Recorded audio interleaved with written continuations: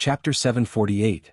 Against the immortal gods. After being saved by the other shore emperor, Gu Xian and Taihao no longer ventured out, focusing on their cultivation steadfastly. However, when it involved immortal gods, Guan always felt things wouldn't be simple and surely wouldn't go smoothly. The facts were as he anticipated. Gu Xian and Taihao cultivated for 1,000 years, and then immortal gods descended upon the land of reincarnation. At the age of 52,392, immortal gods descended upon the land of reincarnation. The other shore emperor led Yu and Taihao to invade the Nineteen divine mansion. As the battle commenced, disciples from other shore heaven also joined in, causing the Nineteen divine mansion to fall into a passive state. You began a killing spree, continuously enhancing your comprehension of the other shore heavenly god skill. In the same year, the immortal gods suddenly turned against you, joining forces with the Nineteen divine mansion to besiege other shore heaven. Before your master, the other shore emperor, died, he sent you and Taihao away. You and Taihao fell into reincarnation. You landed in a mortal world, regaining consciousness and vowing to avenge the immortal gods. The immortal gods turned against them, indicating it was a plot against other shore heaven. Alternatively, it could be that the Nineteen divine mansion had convinced the celestial court during the millennium that the other shore emperor was waiting. Although Gu Xian was involved in the downfall of other shore heaven, it wasn't due to him. It was the result of the power struggle between the two forces with the celestial court. Guan had only one feeling after reading it. Weakness is the original sin. The powerful immortal gods showed no mercy, changing their stance without hesitation. Stimulated by this, Gu Xian began to crazily seek power. He destroyed the temples and shrines of immortal gods wherever he went, killing anyone who dared to obstruct him. This naturally led to him attracting the enmity of celestial gods within a few hundred years. Now no celestial god could match him. His path was paved with slaughter, purely out of revenge, which also offered Guan a choice. Gu Xian started traveling to all heavens and myriad realms, targeting celestial gods specifically, as they were the easiest immortal gods for him to find. They existed in every great thousand world. The title of Immortal Slayer began to spread. At the age of 99,866, you entered Nine Elements' great world for the first time and encountered a group of cultivators besieged by cosmic evil demons. You intervened to save them, and one of the female cultivators called out your name. You then realized it was Yen Yueshi, whom you had rejected back then. Reuniting after a long time, you found her temperament had drastically changed. No longer as reckless as before, but very steady. She wanted to apologize, saying her words back then were nonsense. At her invitation, you headed towards the main world of Nine Elements' great world, Yen Yueshi. Seeing her change in attitude, Guan was somewhat pleased. Of course, even if she suddenly turned against Gu Xian and plotted against him, he wouldn't mind. Surviving until now was already profitable. Anything further was just a gain. After arriving at Nine Elements' great world, the sect of Yen Yueshi and others faced troubles from their enemies, even leading to fierce confrontations. Gu Xian couldn't stand it, intervening directly, using bloodshed to instill fear. Subsequently, he started a killing spree in Nine Elements' great world, targeting either Yen Yuexi's enemies or followers of celestial gods, forcing the immortal gods to reveal themselves. But he was at the Taiqing Golden Immortal Realm, and with his past achievements, the celestial gods in Nine Elements' great world hesitated to face him. When the celestial gods finally appeared, they brought a celestial army. Even immortal monarchs joined the fray. The epic battle shook the entire great world. In the same year, Gu Xian traversed several great thousand worlds, constantly pursued by immortal gods, locked in relentless conflict. It was only until the following year that Gu Xian astonishingly chose to break through during battle, achieving the heaven-opening Daluo immortal realm. The immense thunder of the great Tao annihilated millions of heavenly soldiers, forcing out an even more powerful immortal god. A mysterious giant hand crossed time and space, seriously injuring Gu Xian, who had just reached the heaven-opening Daluo immortal realm. At the critical moment, Taihao appeared and rescued Gu Xian, the two of them escaping to the underworld once again. Gu Xian now harbored immense hatred towards immortal gods, beginning a relentless killing spree of any beings that accidentally wandered into the underworld. Taihao couldn't stop him but remained by his side. After 10,000 years, Gu Xian reached the Miaojin Daluo immortal realm, shaking the entire underworld. Numerous great powers came to visit him. Even the Nineteen divine mansion sent people, who were immediately killed by him. After the visitors dispersed, Taihao challenged him, wanting to spar. Guan then faced the choice of whether to accept the challenge. He unhesitatingly chose to accept, believing from previous hints that Taihao was extraordinary. Being able to save Gu Xian from immortal gods was evidence enough of his prowess, making it an ideal opportunity to gauge his strength. Thus, Gu Xian began a fierce battle with Taihao. This battle lasted over 10,000 years without yielding a winner. During their combat, they also wreaked havoc upon the Nineteen Divine Mansion and eventually fell into the Netherworld. During the combat, Gu Xian's other Shore Heavenly God skill, Profound Abyss Yin-Yang Guard, and Nine Heavens True Dragon Chi continuously improved, evidently utilizing lifespan to evolve abilities. Yet despite this, Gu Xian didn't gain an advantage over Taihao according to the prompts. This guy is indeed strong. His name carries Hao, See Tich Nell Fire. NT website on Google to access chapters of novels early and in the highest quality. Guan raised his eyebrows, deep in thought. Sharing a name isn't much, but at higher realms the taboo becomes greater. Someone at Taihao's realm wouldn't easily use Hao as part of their name. Could Taihao have a connection with the Celestial Court? The more he thought about it, the more plausible it seemed. Gu Xian survived 2 immortal god sieges with Taihao present each time. At the age of 110,271, Taihao halts the battle, declaring it a draw. Do you accept? Yes. You chose to accept. Taihao praised your talent and comprehension as the strongest he has ever seen, agreeing to spar again after surpassing the Daluo immortal realm. You happily agreed. Afterwards, you two decided to rest for 100 years and then completely flatten the Nineteen Divine Mansion. At the age of 110,371, you and Taihao descended upon the Nineteen Divine Mansion, destroying it. As you prepared to wipe them out, a Dao Extreme Daluo Immortal arrived. Feeling he wasn't an opponent, Taihao pulled you away, and you two left the underworld, arriving in the mortal world. At the age of 110,372, you and Taihao arrived at the Taisha Great World, which was being ravaged by chaos evil demons. You chose to intervene, and within less than half a year, you eradicated the chaos evil demons in this world. At the age of 110,399, you and Taihao arrived at Abyss Dao Sea and discovered a spiritual spring by chance. You chose to bathe there, strengthening your bodies. Ghost Third Brother's ghost body also transformed. At the age of 110,653, you and Taihao left Abyss Dao Sea, entering the path of the Great Dao. You encountered the birth of a Taoist emperor who, noticing your formidable aura, chose to attack you. You killed him fiercely, offending his sect behind him. With others using divine sense, they threatened to consign you to eternal damnation. At the age of 110,701, the Donglan Emperor clan descended upon the path of the Great Dao, besieging you too. In the end, you and Taihao slaughtered thousands of cultivators from the Donglan Emperor clan. At the age of 110,702, you arrived at Primordial Emperor Domain and exterminated the Donglan Emperor clan. In the same year, your other Shore Heavenly God skill reached a new level of achievement.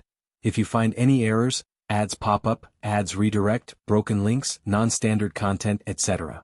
Please let us know reports so we can fix it as soon as possible. Chapter 749. All are reincarnation bodies. Again, the Primordial Emperor Domain. There are indeed many Emperor clans in the Primordial Emperor Domain. Now Guan can see the Primordial Emperor Domain clearly. It indeed has deep foundations, but there are no supreme experts in the Primordial Emperor Domain. Not to mention Shenqi Primordial Immortal, even the number of Dao Extreme Daluo Immortals is less than 5. Of course, possessing Dao Extreme Daluo Immortals alone is enough to prove the strength of the Primordial Emperor Domain. After exterminating the Donglan Emperor clan, Gu Xianyu and Taihao began to travel through the Primordial Emperor Domain. The days that followed were relatively peaceful, as the Primordial Emperor Domain had no celestial gods to guard it, so Gu Xianyu didn't go on a killing spree. In the subsequent tips, Guan watched them travel around, make many friends and continuously encounter female cultivators and female demons showing goodwill towards them. Gu Xianyu refused and Taihao also refused as if it were a competition. After experiencing so much, the relationship between the two grew closer. After leaving the Primordial Emperor Domain, they still traveled together, traversing the heavens, and more names of the Great Thousand Worlds appeared in the tips. Gu Xuanyus' realm also stagnated. To be precise, it returned to a normal rate of becoming stronger, remaining in the Miaotian Daluo immortal realm for a long time. The two went to the Dao fields of great powers to listen to Dao, benefiting immensely, and Taihao even created new divine skills which he passed on to Gu Xianyu. Gu Xianyu wasn't as creative as Taihao. He invested his lifespan evolution into the other Shore Heavenly God skill and Profound Abyss Yin and Yang protection. The 9 Heavens True Dragon Chi also improved, but its frequency in the tips was clearly lower than the other two. At this rate it's hard to die. While rejecting a Miaojin Daluo immortal female expert for Gu Xianyu, Guan sighed. The sea breeze blew gently and sitting on the reef, he couldn't help but stretch lazily. The smoothness of this life made him feel somewhat bored, but he could only wait. The age in the tips rapidly increased, and even after tens of millions of years, Gu Xianyu did not encounter any sieges by immortal gods. However, his cultivation realm had reached the Dao Extreme Daluo Immortal. He was inseparable from Taihao, going everywhere together. They visited the endless Dao Mountain to listen to the Dao, gaining great fame and receiving exalted titles from the ancient great powers of the endless Dao Mountain, being called the 2 great saints of the great Dao. CTH Novel Fire. Net website on Google to access chapters of novels early and in the highest quality. This ancient great power was called the Supreme Sect Master, whose cultivation was unfathomable, and even Dao Extreme Daluo Immortals bowed to him. In the current endless Dao Mountain, Guan hadn't heard of this name. The Supreme Sect Master openly declared in the Dao field that Gu Xianyu and Taihao had the potential to become saints. The potential to become saints? Guan was somewhat curious, but from the tips he couldn't understand what the potential to become saints was. After being bestowed with their titles by the Supreme Sect Master, Gu Xianyu and Taihao's fame spread far and wide. Wherever they went, great powers from various sects and clans came to welcome them, leading to much less conflict. It wasn't until Gu Xianyu was over 100 million years old that he experienced only a few major battles, and his cultivation realm still remained at the Dao Extreme Daluo Immortal. He seemed to be no longer in a hurry and no longer relied on lifespan evolution abilities. When approaching 200 million years old, Gu Xianyu encountered Yan Yueshi again. Even after so many years, her affection for him hadn't changed, and she even wanted to leave her sect to travel the heavens with him. This time, Guan agreed because he saw that Gu Zuanyu's mental state had changed in the tips. Reaching this realm, if he still refused his beloved for fear of trouble, it would indeed be too pathetic. Yan Yuex's joining greatly displeased Taihao, leading to many arguments between the two, often stopped by Gu Zuanyu's words. Yan Yueshi hoped Gu Xianyu could stop, marry her and become Dao companions. Taihao, however, believed that the Great Dao is long and that one should not stop before seeing the end of the Great Dao. This argument persisted until the arrival of the immortal gods. Countless immortal gods descended, surrounding the three, and even several supreme immortals joined the fray. After fighting for hundreds of years, Yan Yueshi was captured. The immortal gods threatened Gu Xianyu to surrender. This time, Guan had no choice, indicating that Gu Xianyu had no hesitation in his heart. He told Taihao to escape alone, then walk towards the supreme immortals. Ultimately he was captured by the immortal gods. Guan thought it was the end for him, but the tips continued.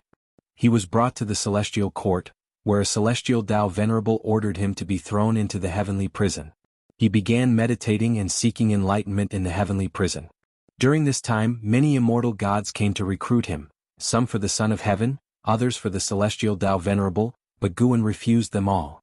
Now Guan only wished for Gu Xianyu to end his life soon, to avoid exposing his lifespan-stealing ability. However, the celestial court wouldn't kill him. After being suppressed for tens of millions of years, someone came to visit him, and it was Yan Yueshi. She had already ascended to the immortal class, becoming a celestial god in the celestial court. She persuaded Gu Xianyu to submit, saying the celestial court was invincible, and even the strongest beings had to be bound by the heavenly Dao. Gu Xianyu thought of his deceased master and the slaughtered other shore heaven. Despite his beloved's persuasion, he still refused to bow his head. No matter how she tried, Gu Xianyu remained adamant. Yan Yueshi became very angry, warning him harshly, which reminded Guan of the time Gu Xianyu first rejected her. Although this time Yan Yueshi was concerned about Gu Zuanyu's life and death, Guan felt she did not understand Gu Xianyu. If Guan felt this way, how much more so would Gu Xianyu, who directly faced Yan Yueshi? In the endless years in the heavenly prison, the tips became simpler. Whether it was cultivation, Dao techniques, or divine skills, it took many years to progress. Even at 100 billion years, Gu Xianyu still hadn't surpassed the Dao Extreme Daluo Immortal Realm. That year the heavenly prison shook. The tips revealed a world-shaking fierce demon was causing havoc in the celestial court, heading towards the heavenly prison, destroying its formation and allowing those suppressed strong beings, including Gu Xianyu, to escape. After escaping the heavenly prison, Gu Xianyu saw the fierce demon's figure. The demon's strength greatly shocked him, making him feel it was an opportunity. So, instead of fleeing the celestial court, he chose to cause chaos with the demon, killing as many immortal gods as possible to avenge his master. But immortal gods can't be killed, they always revive. Even Dao Extreme Daoyuo immortals feel powerless in endless battles. Finally, 3 celestial Dao venerables descended to capture the fierce demon. Gu Xinyu also prepared himself for death. Before dying, he glanced at Yen Yueshi standing among the vast army of immortal gods, looking down at him with resentment, seemingly blaming his choice. In the tips, Gu Zuanya's heart felt no bitterness, instead he felt relieved and had no regrets. At the critical moment, a terrifying power pierced through the celestial court's destiny, saving Gu Xinyu. The one who saved him was Taihao. Taihao took Gu Xinyu to chaos. Surviving even this, Guan felt a bit helpless. 100 billion years of life memories must be so long. The inheritance process must be exhausting, especially since Gu Xinyu hadn't died yet, and the weight of the memories kept increasing. After escaping the range of the heavenly Tao, Taihao stood in the chaos void and looked at you. His expression made you feel unfamiliar. Taihao said he was very disappointed in you, thinking you were held back by romantic feelings. Without Yen Yueshi you wouldn't have ended up like this. He couldn't stand your current state and challenged you to a life and death duel. Looking into his eyes, you knew he was serious and you accepted the challenge. After an epic battle lasting 1 billion years in the collapsing and chaotic Great Tao Void, you and Taihao perished together. Before your consciousness completely dissipated, you realized that you were just a reincarnation body. Not only you but Taihao was also a reincarnation body of some existence, emitting a celestial Tao destiny far surpassing the celestial Tao Venerable. Meeting Taihao's gaze, you seemed to comprehend that your battle would continue. You are killed. Reincarnation ends. If you find any errors, ads pop up, ads redirect, broken links, non-standard content, etc., please let us know reports so we can fix it as soon as possible. Chapter 750. The meaning of reincarnation is finally over. Guan looked at the last prompt, feeling emotional in his heart. But regarding Gu Xian's feelings before his death, he felt a bit uneasy. The heavenly Tao destiny that far surpassed the celestial Tao Venerable, why did it sound so much like the Celestial Emperor? The Celestial Emperor had been in seclusion for many years, creating billions of reincarnation bodies was normal. Thinking about it carefully, as long as Taihao was there, they could always escape from the siege of the immortal gods. As Guan was contemplating, a vast and boundless memory flooded into his mind. He didn't move or activate the lifespan barrier. Although the inherited memories would absorb spiritual energy, the celestial spirit great world had long since transformed. The nature's spiritual energy far surpassed the past, making a little commotion wasn't an issue. Moreover, even if the beings of the celestial spirit great world came nearby, they would be unable to perceive his existence with the naked eye. In the process of integrating the memories, Guan walked once again through Gu Xian's memories. Compared with the previous cycles of reincarnation, Gu Xian's life experiences were different from others. Born of the profound abyss fruit, he was insensitive to time, and his concepts and cognitions were above the human world. Gu Xian's innate divine ability, the profound abyss yin-yang shield, was very powerful. It formed a protective qi with the profound abyss qi in the path of yin and yang. This qi could counteract enemy attacks and allow him to traverse space, a divine skill for both offense and defense. The Other Shore Heavenly God skill taught by the Other Shore Emperor was also a remarkable creation. The Other Shore Emperor himself admitted that it was by obtaining this skill that he opened up the Other Shore Heaven, and its name originated from this skill. Whether it was the profound abyss yin-yang shield or the Other Shore Heavenly God skill, both were worth over 1 billion years of lifespan, making this cycle's lifespan reincarnation quite profitable. Compared with these, Guan was more concerned about Taihao. When he first saw Taihao he didn't think much of it, but after integrating the memories and looking back he felt a bit dazed. Taihao looked too much like an Hao, but had more imposing mannerisms than an Hao, possessing an invincible air. During the days fighting side by side with Taihao, Gu Xian was often astounded by Taihao. It was because of Taihao that he fought desperately to become stronger.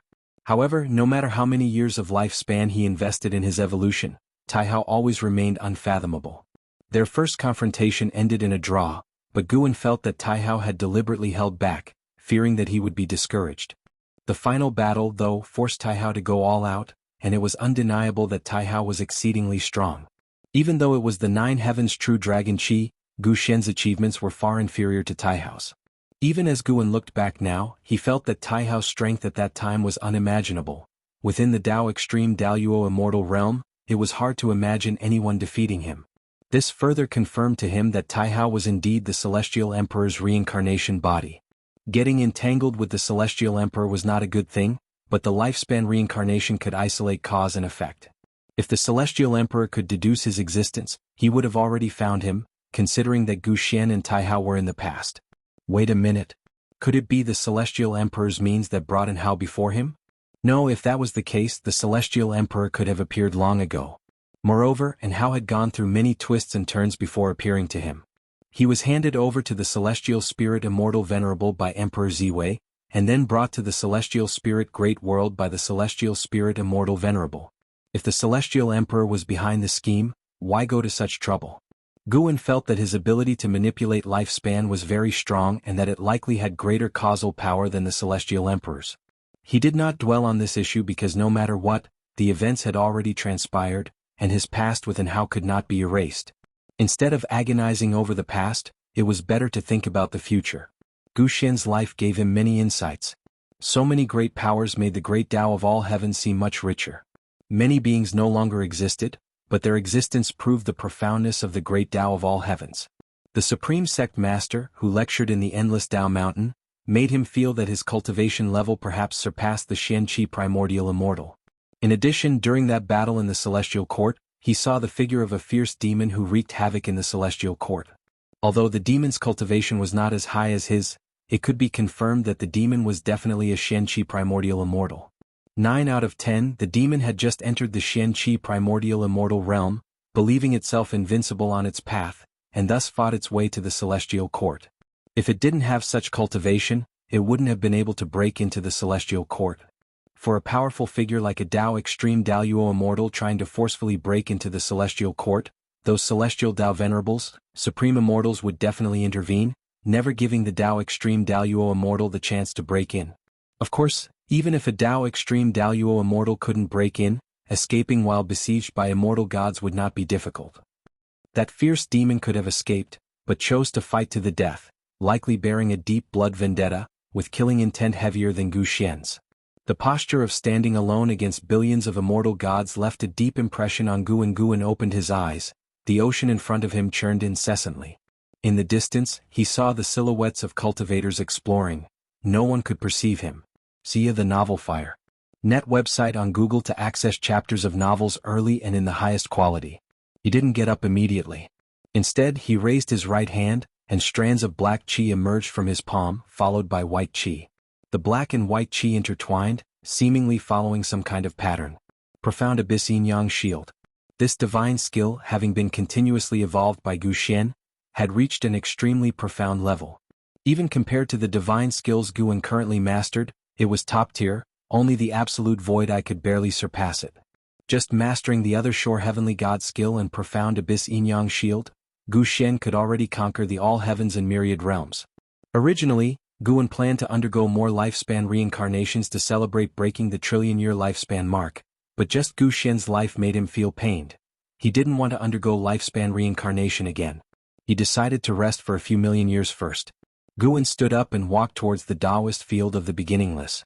In one step, he arrived at the edge of the Taoist field of the beginningless. Following his usual habit, he admired the scenery along the way. The mountain was still the same mountain, but the flowers and plants on it were constantly changing. Some seemed no different from the past, but had long since undergone a cycle of new and old replacement. As he walked, Guan was still reminiscing about Gu Xian's life. Gu Xian was different from other reincarnation bodies. Though he performed heroic deeds, he had no humanity.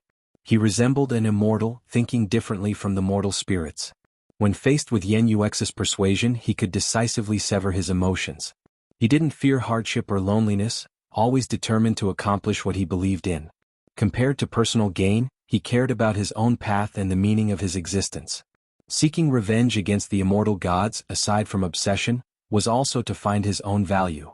He was born from the profound abyss ancient tree with no parents, and the tree itself had not become sentient. He was a creation of the heavenly Tao, not knowing his origin or his destiny. During the billions of years he was imprisoned in the heavenly prison, he kept pondering why he existed. These thoughts had now all been transmitted into Guan's mind. What is the meaning of reincarnation? Guan also pondered this question. The great Tao could create new life, there was no need for souls to be reborn repeatedly. Master! A voice called out. Sin appeared out of thin air before Guan. He excitedly said, Master, I've created a divine skill, please take a look and evaluate it? As he spoke, he raised his right hand. Small vines grew from his palm, quickly forming a tree, then branching and leafing out. If you find any errors, ads pop up, ads redirect, broken links, non-standard content, etc. Please let us know reports so we can fix it as soon as possible. Chapter 751. The Immortal arrives, born for the destiny. Looking at the small tree in Sin's hand, Guan could feel a formidable curse power contained within the tree, eerily similar to the malevolent force of the desperate celestial tomb. If one were to be ensnared by the tree's vines, their mana would dissipate. Even if one could manage to escape, they would be plagued by misfortune for the rest of their life. Guan chuckled softly, not bad, but you must be careful of being backfired by this kind of power. Sin nodded, then began to speak excitedly, describing the inspiration and future plans for this divine skill. In Gu Xian's long life he had done many things but never took on a disciple. After merging with his memories, facing his disciple again, he felt a sense of novelty.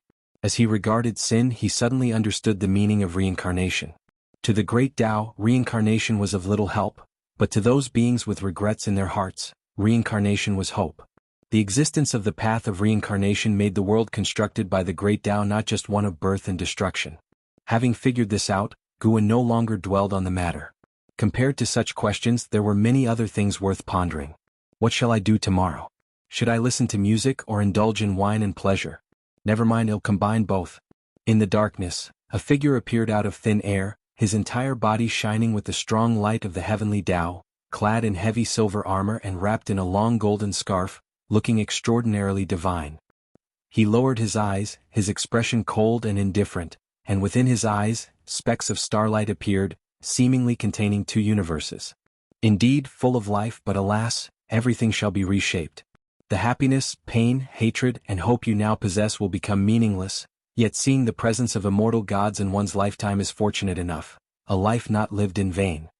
The silver armor immortal god muttered to himself as he raised his right hand, and a golden scroll appeared in his hand, unfolding it with his left hand. In an instant, the scroll burst forth with brilliant golden light, dazzling like the sun, illuminating the darkness. Strands of golden energy gushed out, increasingly faster, countless in number, all flying toward the darkness below, forming a magnificent river of golden chi. At the same time, deep within the void of the 3,000 great worlds emerged innumerable golden chi, quickly growing larger, surging toward the heavens and the earth of various realms. Guan, standing side by side with Xiaolan, slightly raised his eyes, and through the celestial spirit great world, he saw the conditions of the other great thousand worlds. A powerful force of immortal gods was descending. This force would present all beings the vision of the immortal gods' arrival, and convey the will to compete for destiny, telling them how to survive the upcoming calamity. To end killing by killing, to strive by fighting. Brother Gu, do you think there's a genius in our Xiao family? Xiaolan turned her head to look at Guan, smiling as she asked. They stood at the eaves of a palace, overlooking a vast square in front, where tens of thousands of disciples of the Xiao family were meditating and absorbing qi. The spiritual energy formed spirals of varying sizes, creating a spectacular scene, while the edge of the square was marked by a sheer cliff, thick fog shrouding the mountain, as if fairy traces were hidden within the mist. Guan replied, compared to our era, these disciples are all geniuses. Xiaolan shook her head and laughed, as you said, compared to the past, but in the current human world they are nothing. Even the lowest mortals in our continent are engaging in immortal cultivation. Upon reaching adulthood, they possess chi power comparable to the Foundation establishment realm. The standard for talent has long changed. What she spoke of was the continent in which the Xiao family resided, where even the lowest mortals were cultivating immortality. Indeed, the celestial spirit great world was gradually detaching from the mortal realm. With the strengthening of the celestial Tao destiny of the celestial spirit great world, more ascenders would be guided to this realm. To the beings of the lower realm, the celestial spirit great world was equivalent to the immortal realm, vast beyond imagination, where one could pursue longevity. Guan nodded slightly, not responding further. He could sense Xiaolan's little thoughts, but he had no interest in supporting the Xiao family. Xiaolan wanted to support the Xiao family because recently they had born a prodigy of heaven. Unfortunately, the boy's mother bore a deep blood feud, If he left the continent in search of the immortal path, he would face assassination. If not for Xiaolan's intervention, he would already be dead. Aside from her, the strongest in the Xiao family was merely at the Dao Void Profound Immortal realm. In the current celestial spirit great world, a Dao Void Profound Immortal was nothing remarkable. If the prodigious youth stayed on the continent, following the Xiao family's cultivation path, they feared squandering his talent. Thus, the elders of the family turned to Xiaolan for help. Xiaolan had long since noticed the extraordinary nature of the youth's physique. However, she was unsure about teaching him. Taking advantage of Gu An's visit, she invited him to observe the cultivation of the Xiao family disciples. Seeing Gu An simply nod without stating much, Xiaolan bit her lip. "Brother Gu, you know what I wish to ask. Please take a closer look at him. I don't ask you to take him under Wuxia, just point out his physique and tell me how to guide his cultivation." Her gaze held a hint of melancholy. She knew Gu An was deliberately waiting for her to speak first. She recalled those early days back in the Xiao family when she had vowed to strengthen the family relying solely on its members. Over millions of years, through countless tribulations, she had never turned to Gu An for help. Now, breaking her promise for the sake of a junior left her feeling rather frustrated. But there was no other choice. Despite the Xiao family's millennia of existence, the talents they had produced were insignificant compared to those of the Dao court. Now having a prodigy whose physique she couldn't discern, she didn't want to miss this opportunity. It might be the key for the Xiao family to soar. She had been in seclusion for many years watching over the Xiao family. For the family to thrive, it relied on future generations. If they could produce someone like Emperor Tianhong, Zhao Rushan, or Yuan Luo, the Xiao family would undoubtedly ascend, forging deep connections with the major sects of the time. This child's physique is the primordial chaos body. In all the realms, very few can match his innate talent. However, the primordial chaos body requires awakening. Currently, he has yet to fully manifest his potential. Gu An nonchalantly remarked, gazing down at the square. His attention was with the 3,000 great worlds, his mind split in two. The other half was responding to Xiaolan. The prodigy of the Xiao family did not interest him. Primordial chaos body? Xiaolan's eyes lit up in excitement. After millions of years, had the Xiao family finally borne fruit? How can he awaken? Xiaolan hurriedly asked. Gu An replied, he needs powerful mana to shatter his meridians, bones and flesh. When he is on the verge of death, his primordial chaos body will absorb nature's spiritual energy, helping him regenerate his body. From then on he will be unstoppable. Upon hearing this, Xiaolan frowned, her excitement dissipating. Such an awakening method seemed overly cruel. Gu An looked at the celestial vault and said, his physique has indeed emerged due to destiny. The world is about to change again, and perhaps this heralds the replacement of the old and new eras. Hearing his words, Xiaolan felt even more conflicted. CTH novel_fire. Et website on Google to access chapters of novels early and in the highest quality. If you find any errors, ads pop up, ads redirect, broken links, non-standard content, etc. Please let us know reports so we can fix it as soon as possible. Chapter 752. The growth of Wuxia. After Gu An pointed out the method for awakening the primordial chaos body to Xiaolan, he did not ask more about the situation of that Xiao family genius. Nor did Xiaolan expect him to personally oversee it. It was enough to obtain this method. Afterwards, she no longer mentioned the matter but instead took Gu An to continue touring the Xiao family grounds. In the present day, the Xiao family dominated a region, and there were considerable changes every 100 years. She knew Gu An liked to wander, so she planned to show him around more. If Gu An liked this place, he could come often in the future. After the two left, a young man in white clothes on the square opened his eyes and looked towards the grand palace ahead. Strange, was that feeling just an illusion? The young man muttered to himself, looking around before closing his eyes again and continuing his cultivation. As time passed, Gu An, besides the fixed monthly schedule of picking medicinal herbs, spent all his remaining time relaxing. He even transformed into a mortal to play in the human world. He had been a farmer, a scholar, fished along the coast, hunted in the deep mountains, and had even been a powerful court minister in the court, stirring up trouble. Each identity would come to its conclusion. He never maintained any cause and effect with anyone, nor did he reveal his identity as a cultivator. In this way, 800,000 years quickly passed since he inherited the memory of Gu Xian. Over the past 800,000 years, the struggle for the Son of Heaven had completely erupted, with those powerful great thousand worlds bearing the brunt, becoming battlefields. The celestial Tao destiny also began to spread, affecting more and more great worlds. The celestial spirit great world wasn't exempt from this turmoil either. More and more talents were emerging in the celestial spirit great world, some even possessing physiques not inferior to the primordial chaos body. The growth speed of talents could verify the foundation of a sect, and the clashes between talents also became excuses for the ambitious. The friction among the 9 sects was growing. There was no eternal peace, and for many strong individuals, peace was instead a restraint. They lay dormant, waiting for the opportunity to stir the winds and clouds of the world. This year it was rare for Guan to host the Chinese New Year at the Taoist field of the Beginningless, under Nzai's organization. The New Year was very lively. Some 4th-generation disciples were drinking with Guan for the first time and were very excited. At the spring banquet, Guan agreed that the 4th-generation disciples could start accepting disciples. The standard was the same as for the 4th-generation disciples.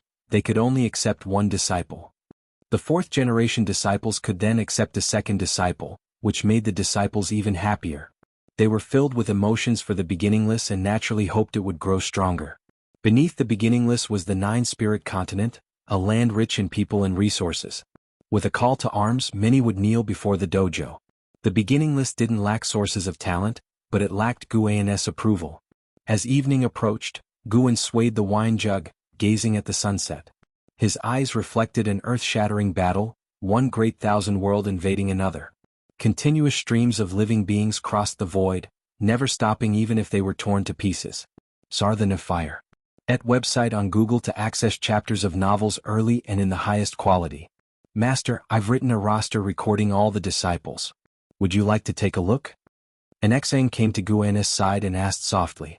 Guan had restrictions on the disciples accepted by the 3rd and 4th generation disciples, but not on the 2nd generation disciples. Now, the number of disciples in the Beginningless had exceeded 150. Even the youngest disciple had grown up and could stand alone if they went out. Of course, to leave the Beginningless, one must at least cultivate to the Zizai immortal realm. Guan accepted the roster, opened it with one hand and reviewed it carefully. He mainly focused on Nzin's writing, from which he could see the depth of her Tao intent and her mood while writing. Master, if the struggle for the Son of Heaven affects the celestial spirit great world, can the disciples be given a chance to train? An Xen saw that Guan was in a good mood today, so she smiled and asked softly. Cultivation, apart from achieving longevity, was essentially about becoming stronger than others. After practicing for millions of years, only sparring with fellow sect members had become tedious for the disciples. They also wanted to vanquish demons and save all living beings, just like the stories Guan wrote in his books. An Xian also wanted to do something, to put her learning to use. All right, you can arrange it then. Guan glanced at an Xian, smiling. His response made an Xian uneasy, fearing that Guan might be angry. Master, if you don't want us to do this, we can refrain from going out. An Xian quickly expressed her intentions. Guan smiled helplessly and said, I wouldn't play mind games with you all. Since I've agreed, it means I truly consent. Hearing this, an Xian finally breathed a sigh of relief. She didn't know why, but over the past million years she felt Master had become more and more dignified. Although he still smiled, an extraordinary aura of transcendence brought her increasing pressure with each passing day. If she felt this way, what more the other disciples? Guan heard her thoughts but did not explain. Nowadays he no longer cared about what others thought. Even if they were nervous facing him, so what? After all, he would not harm the people around him. Nervousness wouldn't affect anything. He was now thinking about one thing: when to break through. Currently he had a lifespan of 16 trillion years, a vast amount, but he felt it wasn't stable enough for a breakthrough. Of course, if he were to wait for a quadrillion years, he wouldn't be able to endure it. After hearing Guan's words, an Xan felt she had overthought, beginning to speculate on what Master was thinking. Master wasn't a petty person. He either agreed or disagreed, never letting the disciples guess. Then, she toasted Guan with a glass of wine before bowing and taking her leave. In the torn dark void, figures of living beings were fighting everywhere. More than the stars, a heartbreaking sight. Explosions appeared continuously in all directions, with distortions in time and space, mysterious shadows traversing the darkness. Zhang Buku, clad in silver armor, was also fighting. He wielded a long spear, his momentum unstoppable. No one could block him, and his gaze was always fixed on a massive shadow in the distance. Molo Qilin. Zhang Buku didn't know the name of this demon, nor could he see its true form, only the crimson eyes of the Molo Qilin, which filled him with dread. What a terrifying evil demon. Its momentum was even stronger than the celestial calming god. He was filled with confusion, wondering how the Son of Heaven could drive such an evil demon to fight for him.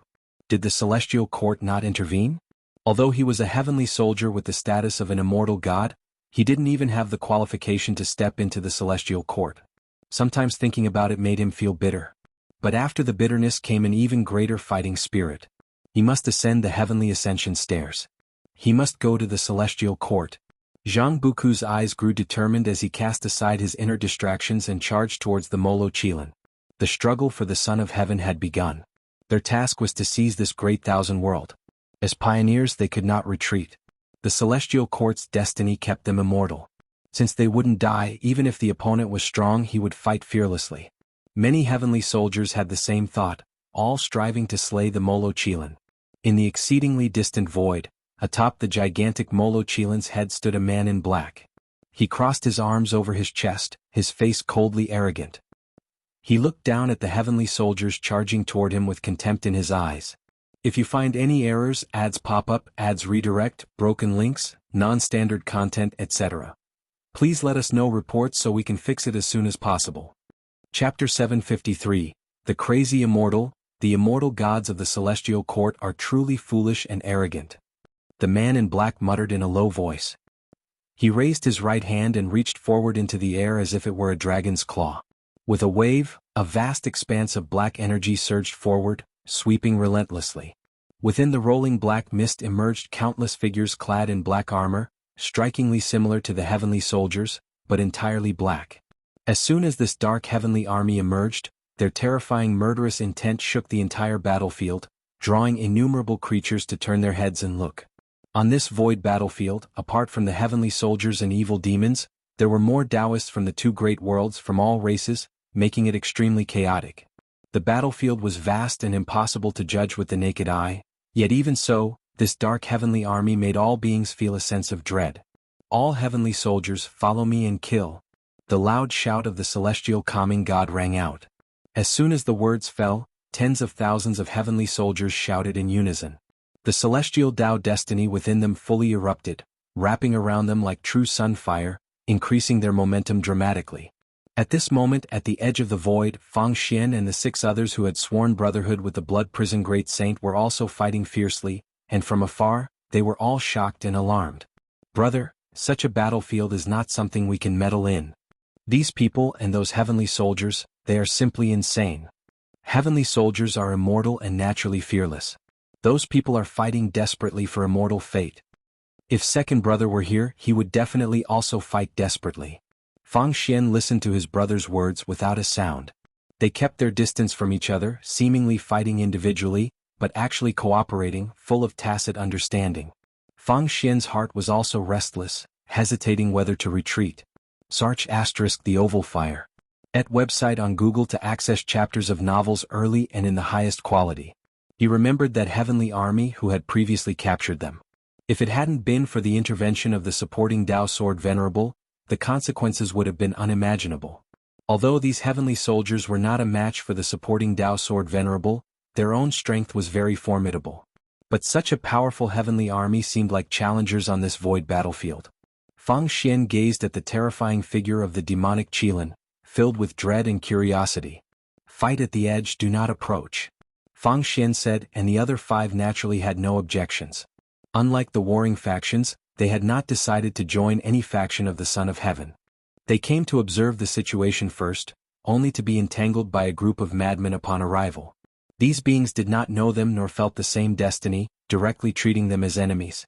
Now Fang Xian and the 6 seemed like a third-party faction, as beings from both great worlds would target them. Because they were here for immortal fate, they dared not go all out, rather they were restricted in their actions. This battlefield was merely a microcosm of the 3,000 great worlds, with hundreds of void battlefields fighting simultaneously, each battlefield featuring demonic Chilans and heavenly soldiers. All of this was in Guan's eyes. Just the struggle for the Son of Heaven had sent out more than 10 million heavenly soldiers. The Celestial Court's foundation was deep indeed. In the memories of Gu Xian, Guan had witnessed truly powerful heavenly armies, far beyond what these heavenly soldiers could compare. To enter the Celestial Court, one must at least be at the Taiqing Golden Immortal Realm. Within the Celestial Court, There was a heavenly army with the lowest cultivation level being Taiching Golden Immortal, which once dispatched 1,000,000 soldiers to besiege those fierce demons. 1,000,000 Taiching Golden Immortals, how terrifying, and they were immortal. Destroyed, they could be revived with the Celestial Court's destiny. When Gu Xian was besieged by the immortal gods of the Celestial Court, he often felt powerless. Even though the enemies were like insects in his eyes, he couldn't kill them.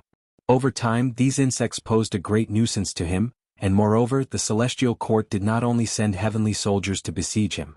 Each war in the struggle for the Son of Heaven would last for many years, fighting until one side completely lost their will to fight. Defeat would lead to escape, as many defeated beings, ashamed to face their master, would flee the struggle for the Son of Heaven, escaping to great worlds yet untouched by war. 1,000 years later, several uninvited guests fled to the Celestial Spirit Great World. They did not come through the World Gate, angering the Celestial Spirit God who directly killed them. This was just the beginning. In order to maintain his celestial authority, the Celestial Spirit God became the guardian of the Celestial Spirit Great World. But as the invading beings grew stronger, the Celestial Spirit God of the heaven-balancing Golden Immortal Realm began to feel pressure. Fortunately, the Tai Immortal Monarch timely assisted, sending the 72 Immortals of Jin Dong to help capture the invaders of the Celestial Spirit Great World. Guan was very satisfied with Tai Immortal Monarch's attitude. He acted even without instructions. Despite past grievances, once becoming allies, he became more and more pleased with Tai Immortal Monarch, even more so than the Celestial Spirit God. Over these millions of years, Tai Immortal Monarch and the 72 Immortals of Jin Dong did many things for the human world, leaving numerous legends and legacies of immortal gods. The development of the Celestial Spirit Great World owed part of its success to them. Tai Immortal Monarch could not guess what Guan wanted, but he was sure that benefiting the Celestial Spirit Great World would satisfy Guan. When Guan did not stop him, he felt he had found the right direction. As more and more outer heaven invaders arrived, they stirred up increasing chaos in the human world. Some took disciples whose masters might not reveal their purpose, and when the master died, the disciples naturally sought revenge, snowballing into hatred. This hatred even extended to the Celestial Spirit God, Tai Immortal Monarch, and other immortal gods. The immortal gods were indifferent, but they underestimated human nature. Another 50,000 years passed. The Celestial Spirit Great World erupted in conflict. The 9 sects began to battle individually, and other sects quickly chose sides, starting to fight. Though the Tao Court had dissolved, its legends remained, with many aspiring to achieve world unity. Stirred by or aided by outer heaven invaders, they could no longer suppress their ambitions. To the invaders, the more chaotic the world, the better they could hide. Above the sea of clouds, a magnificent giant red pavilion floated, with clouds rolling below. Occasionally there were ridge-like grand Qilin horns undulating, sparking imagination. Li Xuanmiao and the Celestial Destruction God stood side by side on the terrace, gazing into the distance.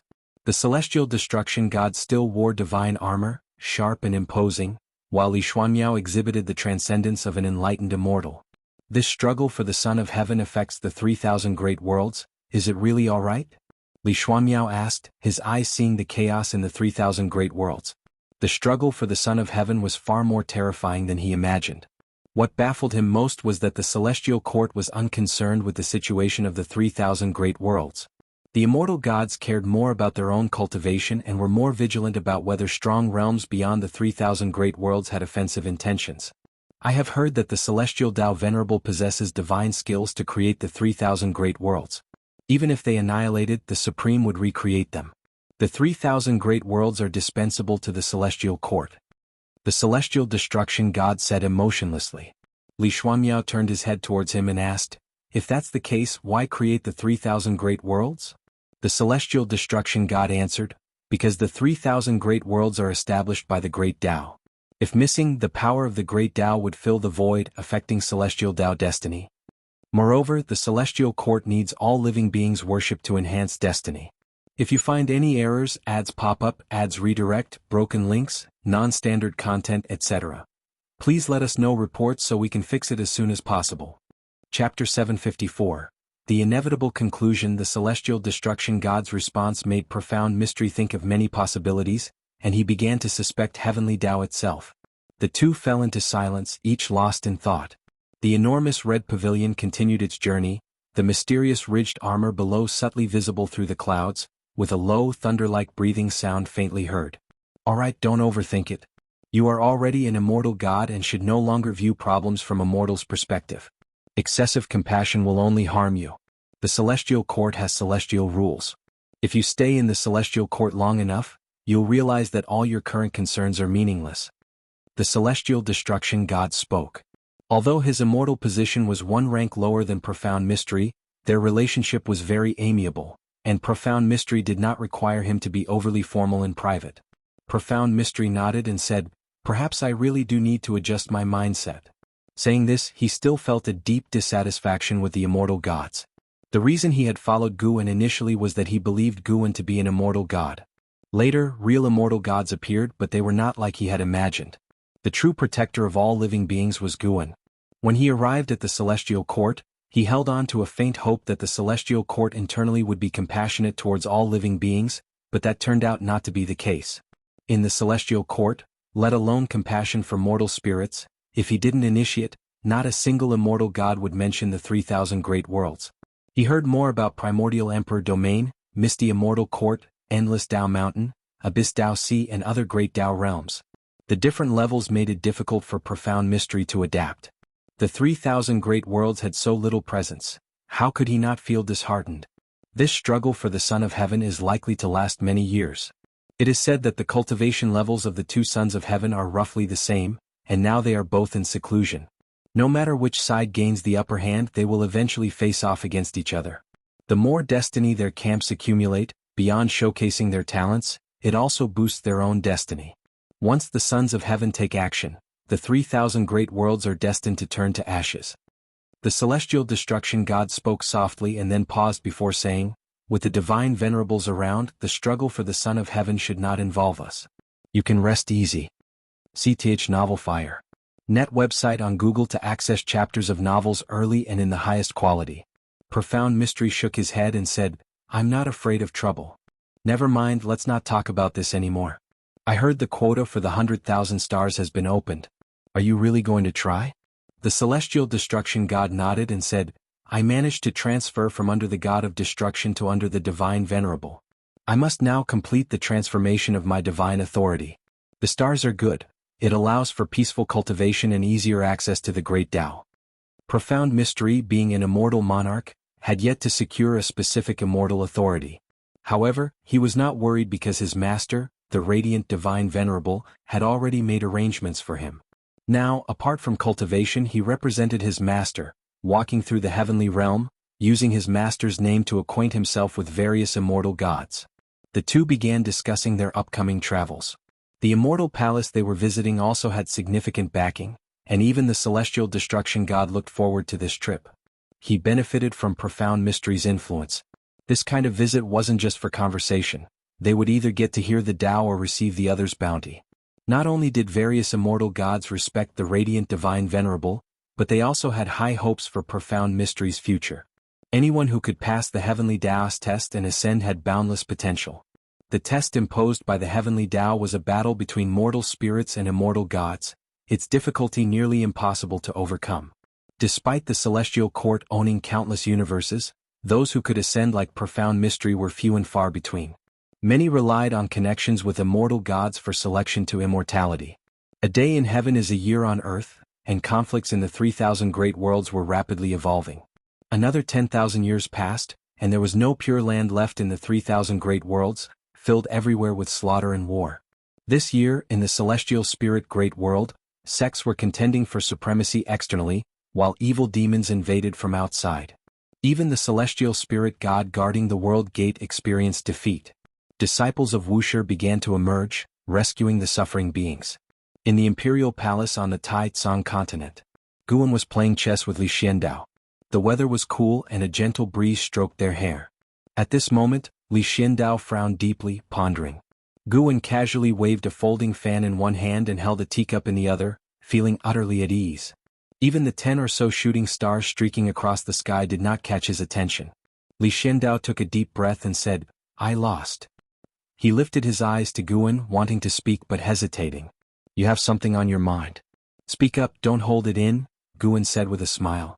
As long as he didn't deliberately avoid it, anyone's inner thoughts would directly reach his ears. However, some words still needed to be said by the other party. Li Xiandao stared at Guan intently and said, "There are unified sects in this world, but no unified imperial dynasty. Even the bygone holy court focused primarily on the immortal cultivation realm, disregarding the safety and well-being of common people. I want the Taizong dynasty to become the ruler of the world. I want to be an unprecedented emperor." Over the years, Li Xiandao had always been cautious, considering Guan in every decision to avoid disapproval, which was why the Taizong dynasty had remained problem-free. With Guan around, Li Xiandao never acted recklessly. But over time he too would feel weary and needed a greater goal to invigorate himself. "If you want to contend, then contend. I've never restricted or obstructed you, have I?" Guan said with a shake of his head and a laugh. Li Xiandao breathed a sigh of relief. It was good that Guan didn't mind. "Then I will strive for it." Over the years, the Taizong dynasty has been accumulating power. Since Yang Jian left, Long Teng has taken on the responsibilities. He is even stronger than Yang Jian. Speaking of this, pride filled Li Zuando's face. Long Teng was the son of Long Qin, equivalent to Gu An's grand disciple. By virtue of this relationship, Li Xiandao treated Long Teng very well, even allowing the Long family to grow strong. Long Teng did not disappoint him, never overstepping bounds. In both the court and among the people, there was jest that Long Teng was more like a crown prince.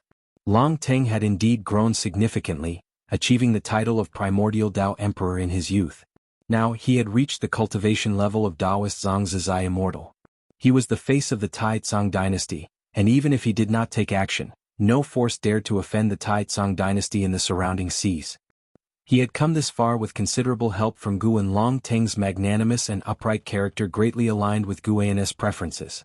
Now Guan spent more time visiting him than Long Qin.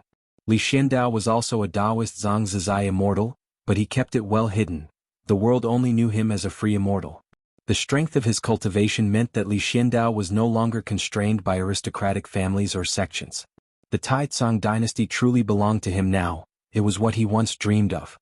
Guan smiled and said, "Then let me see how far you can go. Anyway, I won't be helping you. In my eyes, the Taizong dynasty is no different from any other dynasty in the world. I hope you understand this." In stern tones, Li Xiandao said, "Of course.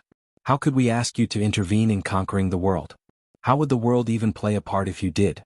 To be honest, the reason I want to unify the world is not only for the sake of all living beings but more so to realize my own ideals. I want to become a figure in the celestial spirit great world's history who is never forgotten. If you find any errors, ads pop up, ads redirect, broken links, non-standard content, etc., please let us know reports so we can fix it as soon as possible." Chapter 755. The Immortal Lectures regarding Li Zuando's ambition. Guan gave no comment. Every person has their own goals, and even the greatest people have their private thoughts. He himself is such a person. Li Xiandao has the right to choose his own life, as long as he does not bring calamity to the entire world. There are so many evil people in this world and many who stir up warfare. Killing them all is impossible. After chatting with Li Xiandao for half a day, Guan wandered alone in the Taizong dynasty, while Li Xiandao excitedly returned to the imperial study to start planning his military campaign. Unlike the chaos in various places, the Taizong continent has always been peaceful, unaffected by the trends of the world. However, even in peaceful lands there are people in suffering. If Guan encounters them, he does not hesitate to help. He has the ability to save the world, but he does not do so because of the laws of the Great Tao. Helping individuals is simply because he wishes to. Sometimes, when he sees the fate of some people change because of him, Guan feels a sense of joy. His figure disappeared into the vast crowd of the city, seemingly inconspicuous and insignificant to this world. In the void, countless sword shadows floated in all directions, forming a spectacular sword array. Each sword shadow was larger than stars, and within the array stood a disheveled red-clothed sword cultivator, holding a sword, surrounded by violent and chaotic sword chi. His gaze fixed on Liya outside the sword array. Though far apart, their eyes met, causing intense spatial fluctuations along the way. Liya, dressed in black, pointed his finger like a sword, his sword intent emanating naturally. In the dark void behind him, a dreadful sword shadow stood, formed by his sword intent. Such powerful sword intent. Clearly your cultivation level is just beginning to enter the Taoist collection freedom immortal realm, but the strength of your sword intent grants you the ability to excel within your realm. The red-clothed sword cultivator spoke, his tone full of admiration. seemingly unfazed by the sword array before him. Li Ya's eyes were cold, staring at him, and asked, "From which realm do you come? Why have you come to the celestial spirit great world? Why have you sacrificed so many souls to your sword Tao?" The red-clothed sword cultivator laughed and said, "I come from the Qingyu great world, which you should not have heard of. As for why I have come, there are unavoidable reasons. I am severely injured, my sword intends suffering karma retribution, and I need numerous souls to heal." Li Ya frowned, surprised at the other's honesty. Despite the severe injuries, he still possesses such strength. Li Ya's heart was filled with hesitation, not fearing the red-clothed sword cultivator but realizing that powerful cultivators like him from outer heaven are increasing. Some, like the red-clothed sword cultivator, use lives for healing, while others establish sects with hidden ambitions. Whether inside or outside heaven, the situation grows increasingly chaotic. Seeing your aptitude, I can forgive your offense. Serve as my sword slave and I can show you higher realms. This great world will only become more chaotic, and one day, even the immortal gods guarding it will struggle to survive. The red-clothed sword cultivator looked at Li Ya, sneering as he spoke. At his words, Li Ya felt countless eyes in the dark observing him like cold snakes and scorpions, making him uncomfortable. Boom! A terrifying impact came from the dark depths, stirring the Tao spiritual qi along the way, causing Li Ya's black clothes to flutter, making him instinctively turn to look. See Tich Novel Fire. Any *T website on Google to access chapters of novels early and in the highest quality. He saw two figures exuding terrifying auras rapidly colliding in the distance, their movement techniques far surpassing his perception, making him heart-poundingly fearful. One of those auras should belong to the legendary celestial spirit god. The celestial Tao destiny and the celestial Tao light layer of the celestial spirit great world were completely alike, only more oppressive. Even the celestial god is entangled? Li Ya thought secretly, and at that moment, a fierce wind blew towards him, making him instinctively turn back. His pupils dilated as he saw the red-clothed sword cultivator penetrate his sword array, killing towards him. The red-clothed sword cultivator had a grim and horrifying smile, reaching out his right hand for Li Ya's head, like a vengeful ghost extending its hand. Under the bright sun, in a bustling and prosperous city, Guan leaned against a courtyard wall, holding a large chicken leg. As he chewed, he said indistinctly, "Zhao Zilong marched through an army of millions relying on a long spear and a white horse to charge in and out, staining the baby in his arms with blood. In front of him stood a dozen children, both boys and girls, the oldest no more than 13, the youngest just over 5, all nervously watching Guan, waiting for him to continue." Guan stopped, swallowing hard as if he choked and gently patted his chest. "Meat alone isn't enough. Who will sneak a jar of wine from home for me?" Guan asked with a smile, causing the children to burst into an uproar. "You already spent a lot of our money on this roast chicken, and now you want a drink? How can you be like that? The chicken isn't finished yet and you want a drink? Liar. Big liar. Continue the story. How can you stop here?" The children were anxious, some raising their small fists as if they wanted to hit Guan. The people playing in the street looked over curiously. Most found it odd that Guan, who dressed richly, would argue with a group of children. Mothers with children quickly moved away, fearing Guan was a bad person. Guan smiled even wider, his eyes glinting. "What do you understand? If you bought the book Romance of the Three Kingdoms, it would cost more than a roast chicken. If you hired a storyteller of my caliber, it would cost even more, far beyond the price of a jar of wine or a chicken. You've got a good deal." An older boy argued angrily, "Stop lying. It's not an immortal book, it can't be that expensive." "Hey, don't say. There's indeed a version of Romance of the Three Kingdoms about immortal cultivation. Do you know what cultivation technique Zhao Zilong practiced?" Guan's words quickly dispelled the boy's anger, replaced with curiosity, as other children also showed curious expressions. Guan did not continue to speak but started to devour the chicken leg rapidly, the children urging him. Bang! A figure fell from the sky, landing on a nearby street, raising rolling dust and a strong wind, scaring the children in front of Guan into screams. The people in the street began to flee, turning everything into chaos. As the dust settled, two figures appeared. It was the red-clothed sword cultivator and Li Ya.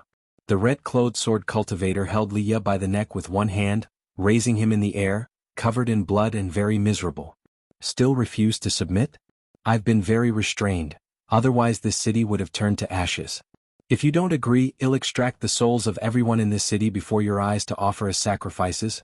The red-clothed sword cultivator sneered, then his gaze swept around and quickly focused on Guan and the group of children gathered by the courtyard wall, making them stand out conspicuously. Leah faced away from Guan, unable to sense his presence, but noticed the red-clothed sword cultivator's gaze, glancing with his peripheral vision. His pupils shrank and a strange smile appeared on his face. If you find any errors, ads pop up, ads redirect, broken links, non-standard content, etc. Please let us know reports so we can fix it as soon as possible. Chapter 756. Unknown Threat. Leah was delighted when he saw Guan, so a smile appeared on his face, but this delight was quickly replaced by embarrassment. SAR the novel fire. Any *T website on Google to access chapters of novels early and in the highest quality. Every time he met Guan, he bragged about how free he was outside. Previously, Li Xianyu had exposed his lies in front of Guan, saying he often got injured. It was hard for him to cope with that, and this time he got caught red-handed by Guan. How could he not be embarrassed? The red-clothed sword cultivator noticed the change in Li Ya's expression. He squinted at Guan, who was surrounded by children, and sneered, "You know this person?" Leah replied with difficulty, "I advise you not to act recklessly or else." Before he finished speaking, the red-clothed sword cultivator grabbed him and appeared out of nowhere, standing before the children, scaring them away with cries. The red-clothed sword cultivator scrutinized Guan and asked, "Did you come specifically to rescue him? How could there be such a coincidence? He descended from the sky, chose a random city, and yet he encountered the captive's acquaintance." Guan looked at the red-clothed sword cultivator and smiled, "I could be or maybe not. If you put him down now, there might still be room to settle the conflict between you two." Umph. The red-clothed sword cultivator snorted coldly and suddenly reached out towards Guan, moving as swiftly as lightning. Boom! A gust of wind arose out of nowhere, shaking everything on the street. The robes of the red-clothed sword cultivator and Leah fluttered violently, their eyes widened with fear. Impossible. His hand was blocked by an invisible force, unable to touch Guan. What astonished him the most was that the aura he released should have been enough to obliterate everything within 1,000,000 miles, yet apart from the strong wind, nothing was destroyed around him. In a split second he realized the vast difference in power between him and his opponent. Even if he wasn't seriously injured, he wouldn't be a match for this person. "Senior. The red-clothed sword cultivator hurriedly spoke, but before he could finish, Guan's eyes turned cold and he turned to ash. Thud. Leah fell to the ground, half kneeling, and touched his throat, feeling the cold mana dissipating. He turned to Guan and couldn't help but ask, "Did you come specifically to rescue me? You have successfully taken 31,782,281 years of lifespan from the Red Sword Ghost Demon, late stage of heaven encompassing free immortal realm. Only 31 million years of lifespan, a bit too little." Guan replied, "I have been in this city for 2 days, telling those children the story of the romance of the 3 kingdoms. I've almost finished half of it." Upon hearing this, Leah was horrified. Could it be that Guan had foreseen things to this extent? That red-clothed sword cultivator randomly chose a place to descend but happened to land near Guan. During the descent, he didn't feel Guan's presence, which means Guan really calculated that he would come here, and it was 2 days ago. Leah was now the primordial Tao Emperor, his cultivation level had reached the Taoist collection freedom immortal realm, and he had his understanding of the path of cause and effect derivation. However, he still couldn't fathom how Guan did it. It was too incredible. Seeing Li Ya's terrified expression, Guan asked with a smile, "What?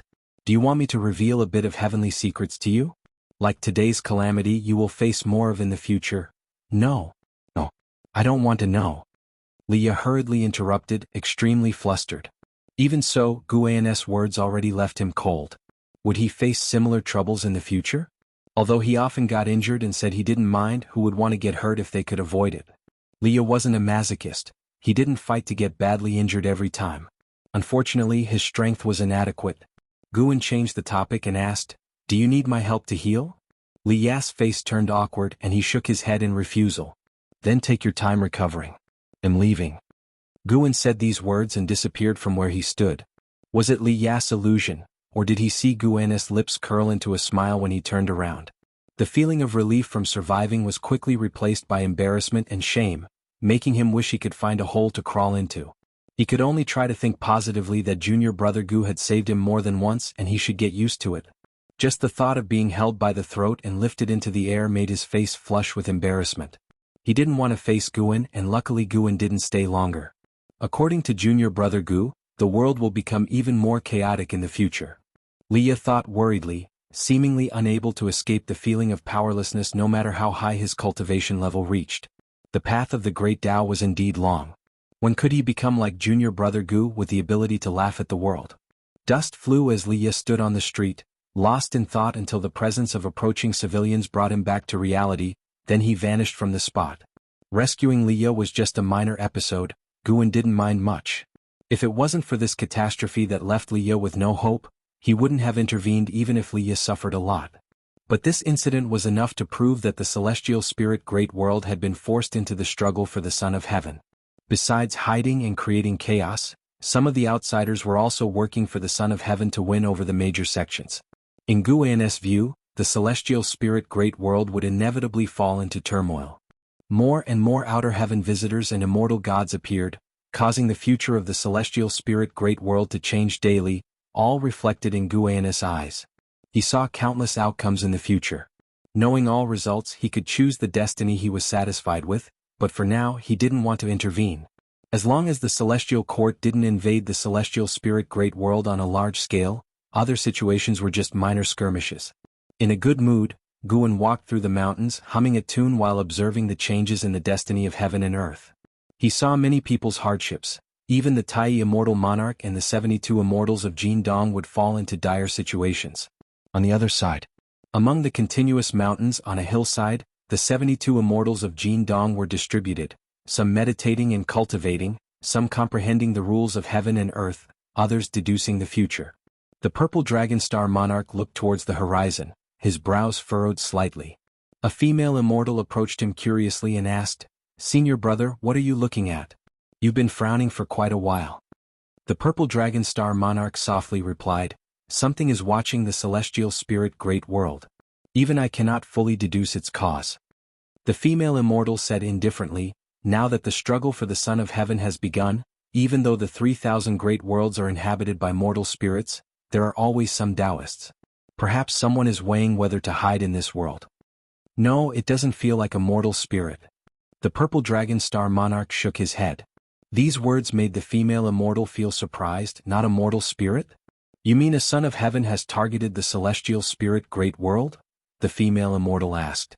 The purple dragon star monarch replied, "It's not a Son of Heaven and it's not even an immortal. I can't say for sure, but maybe something wants to take advantage of the struggle for the Son of Heaven to commit evil in the 3,000 great worlds." Upon hearing this, the female immortal's face turned serious. Although the celestial court seemed unshakable, there were many hidden enemies, not just within the range of the celestial Tao destiny, but also many terrible beings in the chaos watching the celestial court, waiting for an opportunity. If you find any errors, ads pop up, ads redirect, broken links, non-standard content, etc., please let us know reports so we can fix it as soon as possible. Chapter 757. Tao Extreme Lectures on the Tao. Time continued to flow rapidly. In the ever-running river of time, new heroes kept emerging. Some met with death and defeat, while others continued to forge ahead meticulously. The chaotic world was a torment for the mortal spirits, yet for many cultivators, it was a rare opportunity. However, the opportunities they sought often hid an abyss representing death. Another 1,000,000 years passed. Guan, now 11,560,000 years old, was guiding a 7th-generation disciple in cultivation. Indeed, the 7th generation had emerged within the beginningless. Since disciples were now allowed to accept apprentices, Guan did not impose too strict restrictions on his grand disciples. His only requirement was to accept only one apprentice at a time, and only after that disciple had matured could they take on a second disciple. The beginningless did not engage in worldly disputes, but the grand world gate stood tall, symbolizing the pride of all disciples. Without Guan's orders, they adhered to strict apprenticeship selection.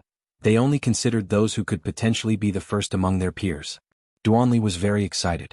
He never expected that while training in the forest today, he would be chosen by ancestor Master Wuxia for guidance. He was so thrilled that he felt dizzy, and much of what Guan said was lost to him as his mind felt muddled. Guan was quite helpless. This boy was too easily excited, responding without understanding many things. "If you don't settle down soon, I'm leaving," Guan said sternly, instantly jolting Duanli back to his senses. "What am I doing?" Duanli broke into a cold sweat and quickly said in a trembling voice, "Ancestor, I'm sorry, I'm just too excited, I didn't mean it." He was so anxious that he was about to cry. In several decades within the beginningless Taoist field, he had only seen Guan a few times. This was his first conversation with Guan, and it was for cultivation guidance. If he angered Guan, his master, grandmaster and great-grandmaster wouldn't forgive him. "Alright, I'll teach you a brand new cultivation technique, how about that?" Guan suddenly said. How could Duanli refuse? He quickly bowed to thank Guan. Guan allowed Duanli to kneel. He raised his right hand and pointed his index finger at Duanli's forehead. Just as Duanli looked up, his pupils suddenly dilated, and he fell into a daze. Sia the Novel Fire. NT website on Google to access chapters of novels early and in the highest quality. Guan retracted his hand, walked past him, and headed out of the dojo, thinking about picking some matured medicinal herbs today. After an hour, Duanli trembled and woke as if from a dream. He hurriedly stood up, looking around and calling out for the ancestor. "Why are you shouting? Do you think you can call for the ancestor so casually?" An impatient voice came, and Duanli saw a figure emerge from the depths of the forest. Upon seeing the person's face, Duanli quickly bowed respectfully. "Grandmaster LV." Duanli said respectfully, his body tense.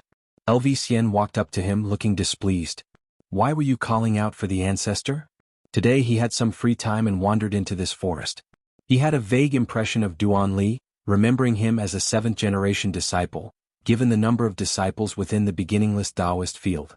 "Just now the ancestor taught me a cultivation technique. I wanted to thank him," Duanli answered truthfully.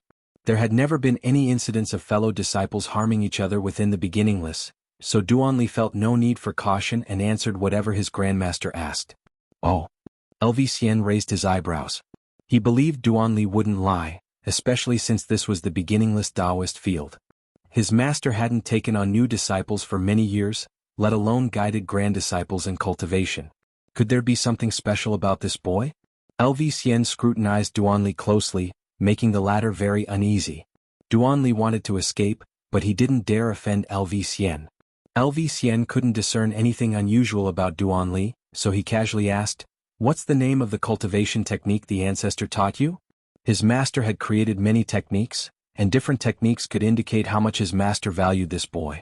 "Destiny-defying divine skill," Duanli answered cautiously. "Destiny-defying divine skill." LV Xian was stunned, standing rooted to the spot. Wasn't this his father LV Baishan's cultivation technique? His father had been dead for a long time. Usually he wouldn't even think about his father. Growing up, knowing his body housed another soul, he harbored deep hatred for his father, wanting to personally kill him. But gradually he came to understand. Because he was busy exploring the outside world, he missed his father's funeral. He seemed indifferent, but a thorn remained in his heart. Unexpectedly, his master still remembered his father. LV Xian recalled how long ago, his father often discussed with him how to cultivate Guan into the next sect leader. Those years were long gone, the specific memories were fading, and his father's face had become blurred. "Grandmaster LV? Are you all right?" Duanli asked nervously, feeling anxious. Could this destiny-defying divine skill have some great significance? He believed the ancestor wouldn't harm him, but he feared the significant background of this skill might be beyond his capacity. LV Xian came to his senses, showing a complex smile. "Nothing, cultivate well. Since you've got the true teachings from the master, your fortune is deep. Cherish it well. If you disgrace this technique, he'll be the first to deal with you." These words made Duanli's legs tremble, making LV Xian shake his head with a smile before turning to leave.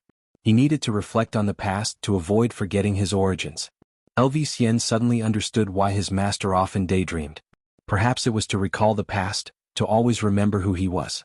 In the following days, the news of Duanli receiving teachings from Guan spread throughout the dojo, arousing curiosity among all disciples. Even second-generation disciples summoned him to observe his talents and comprehension. Unfortunately, Duanli did not exhibit greater aptitude than other disciples. However, this did not disappoint the disciples. Instead, it heightened their anticipation. The master couldn't possibly mistake. Even if Duanli didn't seem exceptional received by the master, he would certainly excel in the future. Thus 10 years quickly passed. Since imparting the skill to Duanli, Guan had not sought him out again. This morning he heard of a great power preaching at the Endless Tao Mountain, which piqued his interest and he decided to attend. The great power was a Tao extreme Daluo immortal with profound Tao practice. Listening to the teachings would definitely be beneficial. However, Guan's true self needed to pick medicinal herbs, so he sent a clone, suppressing its cultivation level to the heaven-opening Daluo immortal realm. The clone moved at great speed, soon entering the endless Tao Mountain's domain. In the dim sky, the majestic Tao Mountain peaks loomed amidst the spiritual fog, mysterious and solemn. Guan flew towards an old acquaintance, Hongyazi, who had been very hospitable during their first meeting, introducing him to many fellow Taoists. Since Hongyazi was also here, it was natural to go see him. Approaching the Tao Mountain of the great power preaching, Guan soon spotted Hongyazi. As before, he was chatting and laughing with several cultivators, enjoying the moment. Hongyazi was the first to notice Guan, exclaiming with joy, "Fellow Taoist Meng Lang, long time no see. If you find any errors, ads pop up, ads redirect, broken links, non-standard content, etc. Please let us know reports so we can fix it as soon as possible."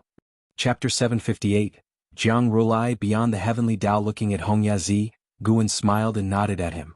Hongyazi, after saying a few words to those around him, flew towards Guan. It had been millions of years since their last meeting, and Hongyazi was as enthusiastic as ever, holding Guan's hand and having endless things to talk about. Guan knew that the misty immortal court had had a rough time over the years. The Son of Heaven had been putting pressure on them, hoping they would participate in the struggle for the Son of Heaven, but the misty immortal court had its own pride and repeatedly refused. The Son of Heaven's patience had worn thin, and this put great pressure on the misty immortal court. Hongyazi came to unwind and had no intention of getting involved in the matters of the misty immortal court. The two chatted for a while and then ascended Tao Mountain together. Along the way, Hongyazi introduced Guan to this Tao extreme Daluo immortal named Jiang Rulai, who was born in the primordial emperor domain. He had once been part of the immortal class, later reincarnated and started his cultivation anew, breaking free from the celestial court's destiny. No one knew how long he had lived. When Hongyazi was young, he had heard of Jiang Rulai's name. His admiration for Jiang Rulai clearly surpassed that for the white-haired ancestor. After ascending the mountain, the two arrived at Jiang Rulai's dojo, which was vast and already filled with many people meditating. They found a corner and sat down.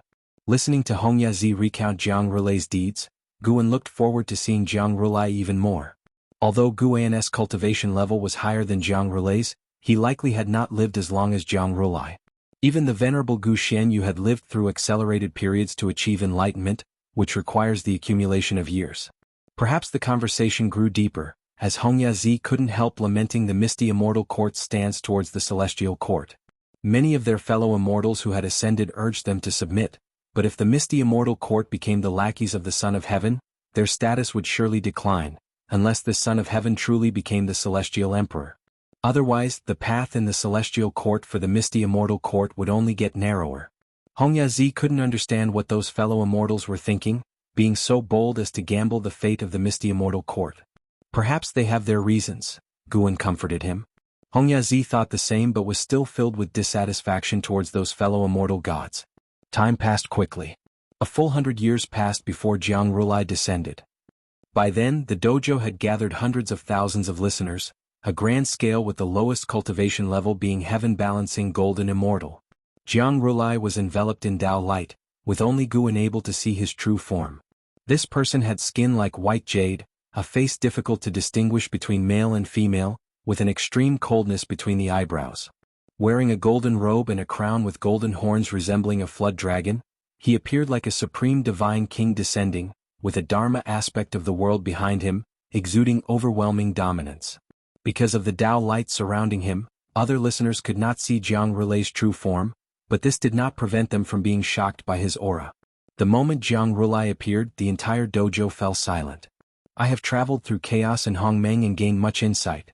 Today I will expound the Tao of creation for you all, Jiang Rulai's voice resounded, his tone indifferent but carrying immense authority that left no room for doubt. Creation? Guan was intrigued and began to look forward to Jiang Rulai's lecture. Without further ado, Jiang Rulai began his lecture.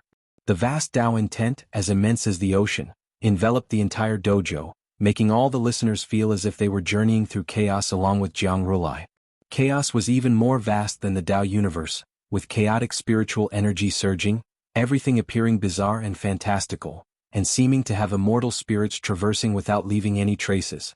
Guan was also immersed in it. This lecture lasted 30,000 years. After 30,000 years, all the listeners felt as if they had been abruptly pulled out of a dream, feeling a sense of loss. Guan looked up at Jiang Rulai, who still sat high on the Tao platform, radiating boundless Tao light, unrivaled in the world. Sitting beside him, Hongyazi opened his eyes, and after a brief moment of confusion, showed a look of longing. Such vast creation Tao. If I could obtain even 1/10 of his achievement, I could surpass my current realm obstacle, Hongyazi praised, and Guan nodded slightly, not saying a word. Sar the Oval Fire.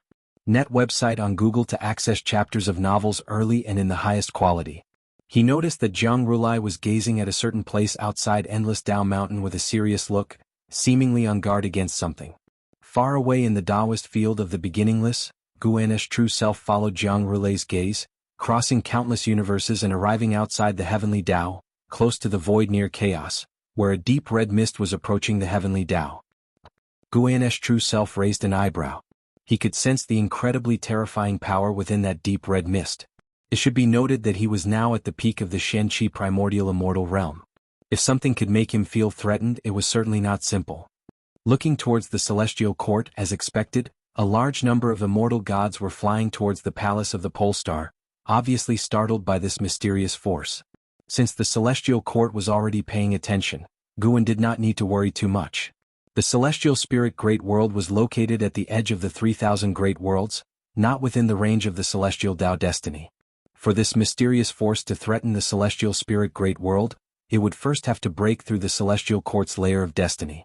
For the celestial court, destiny was its lifeblood, and it would certainly not let it have its way. Vaguely, Guan saw some unseen and untouchable threads of cause and effect within the deep red mist, connecting with the 3,000 Great Worlds of the heavenly Tao.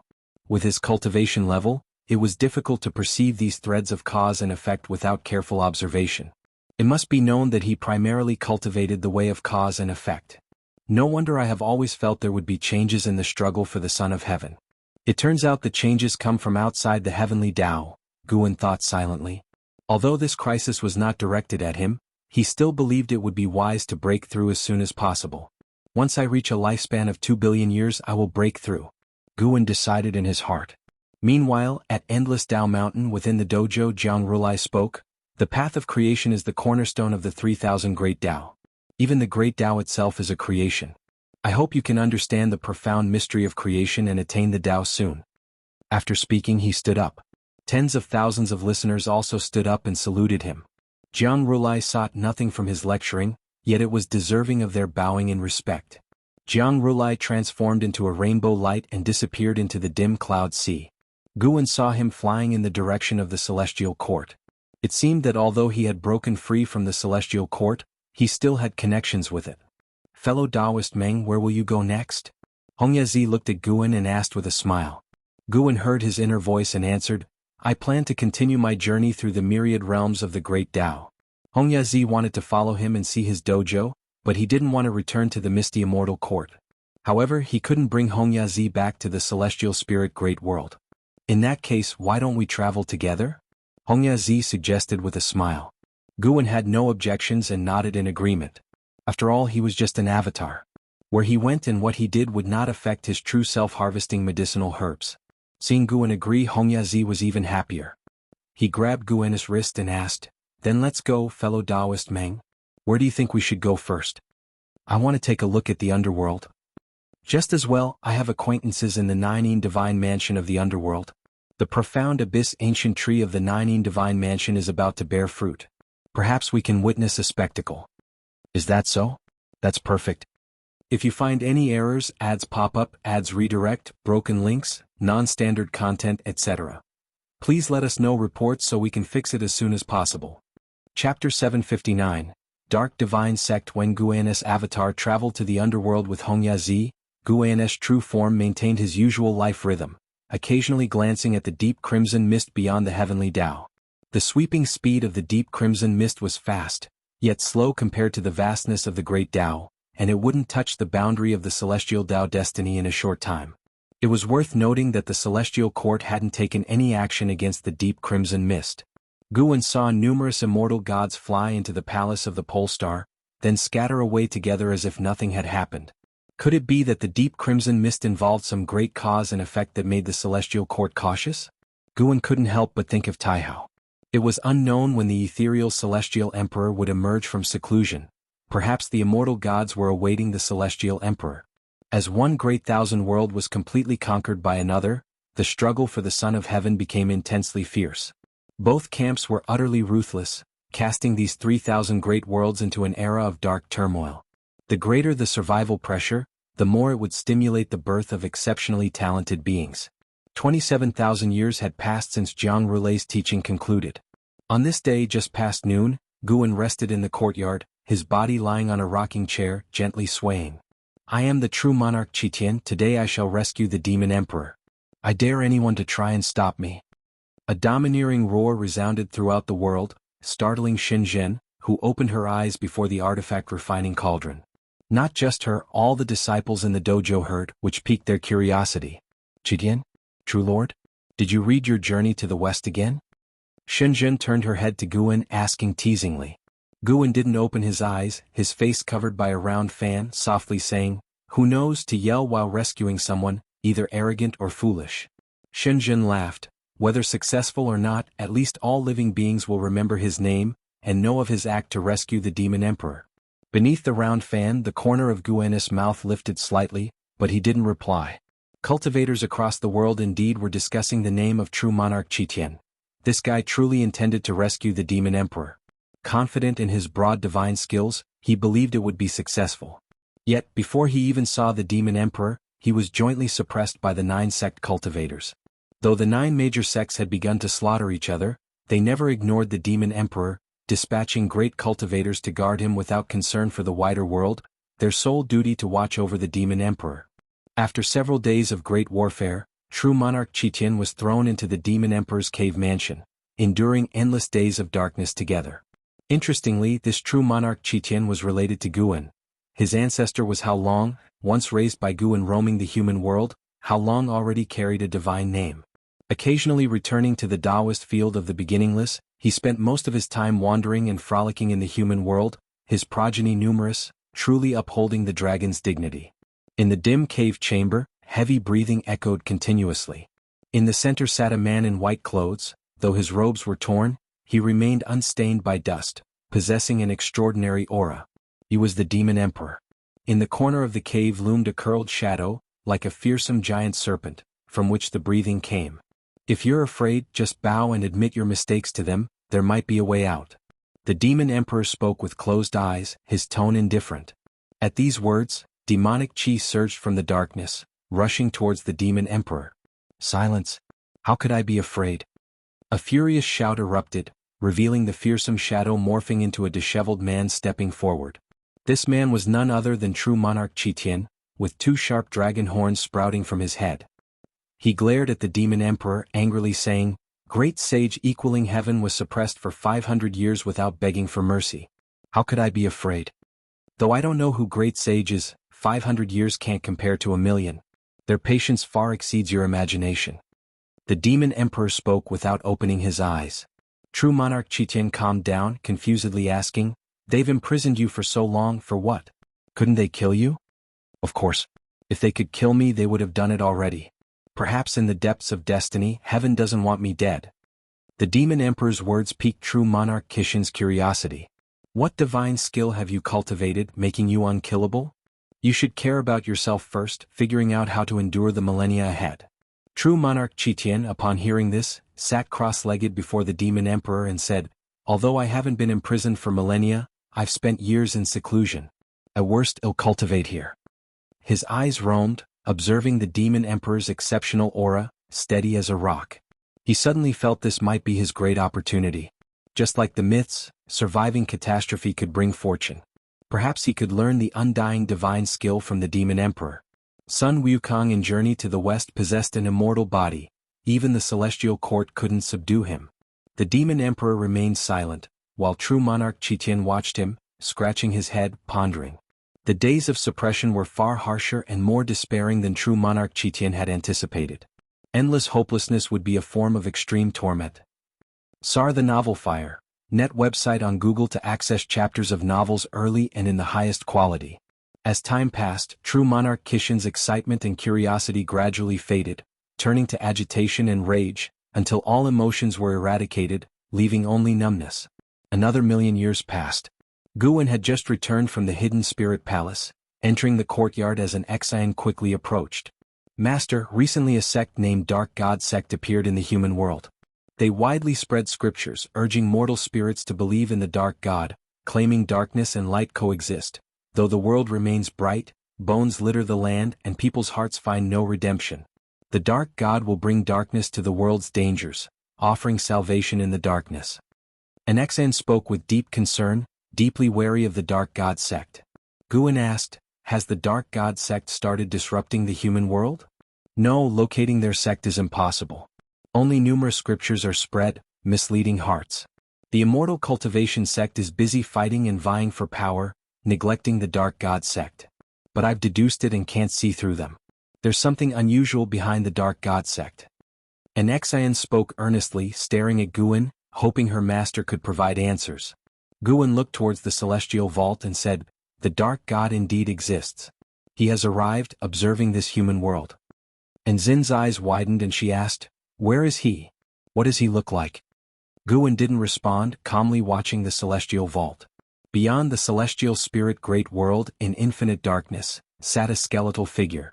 Leg bones supported the hand bones, within the palms burned green flames, manifesting countless worldly scenes, rapidly transforming.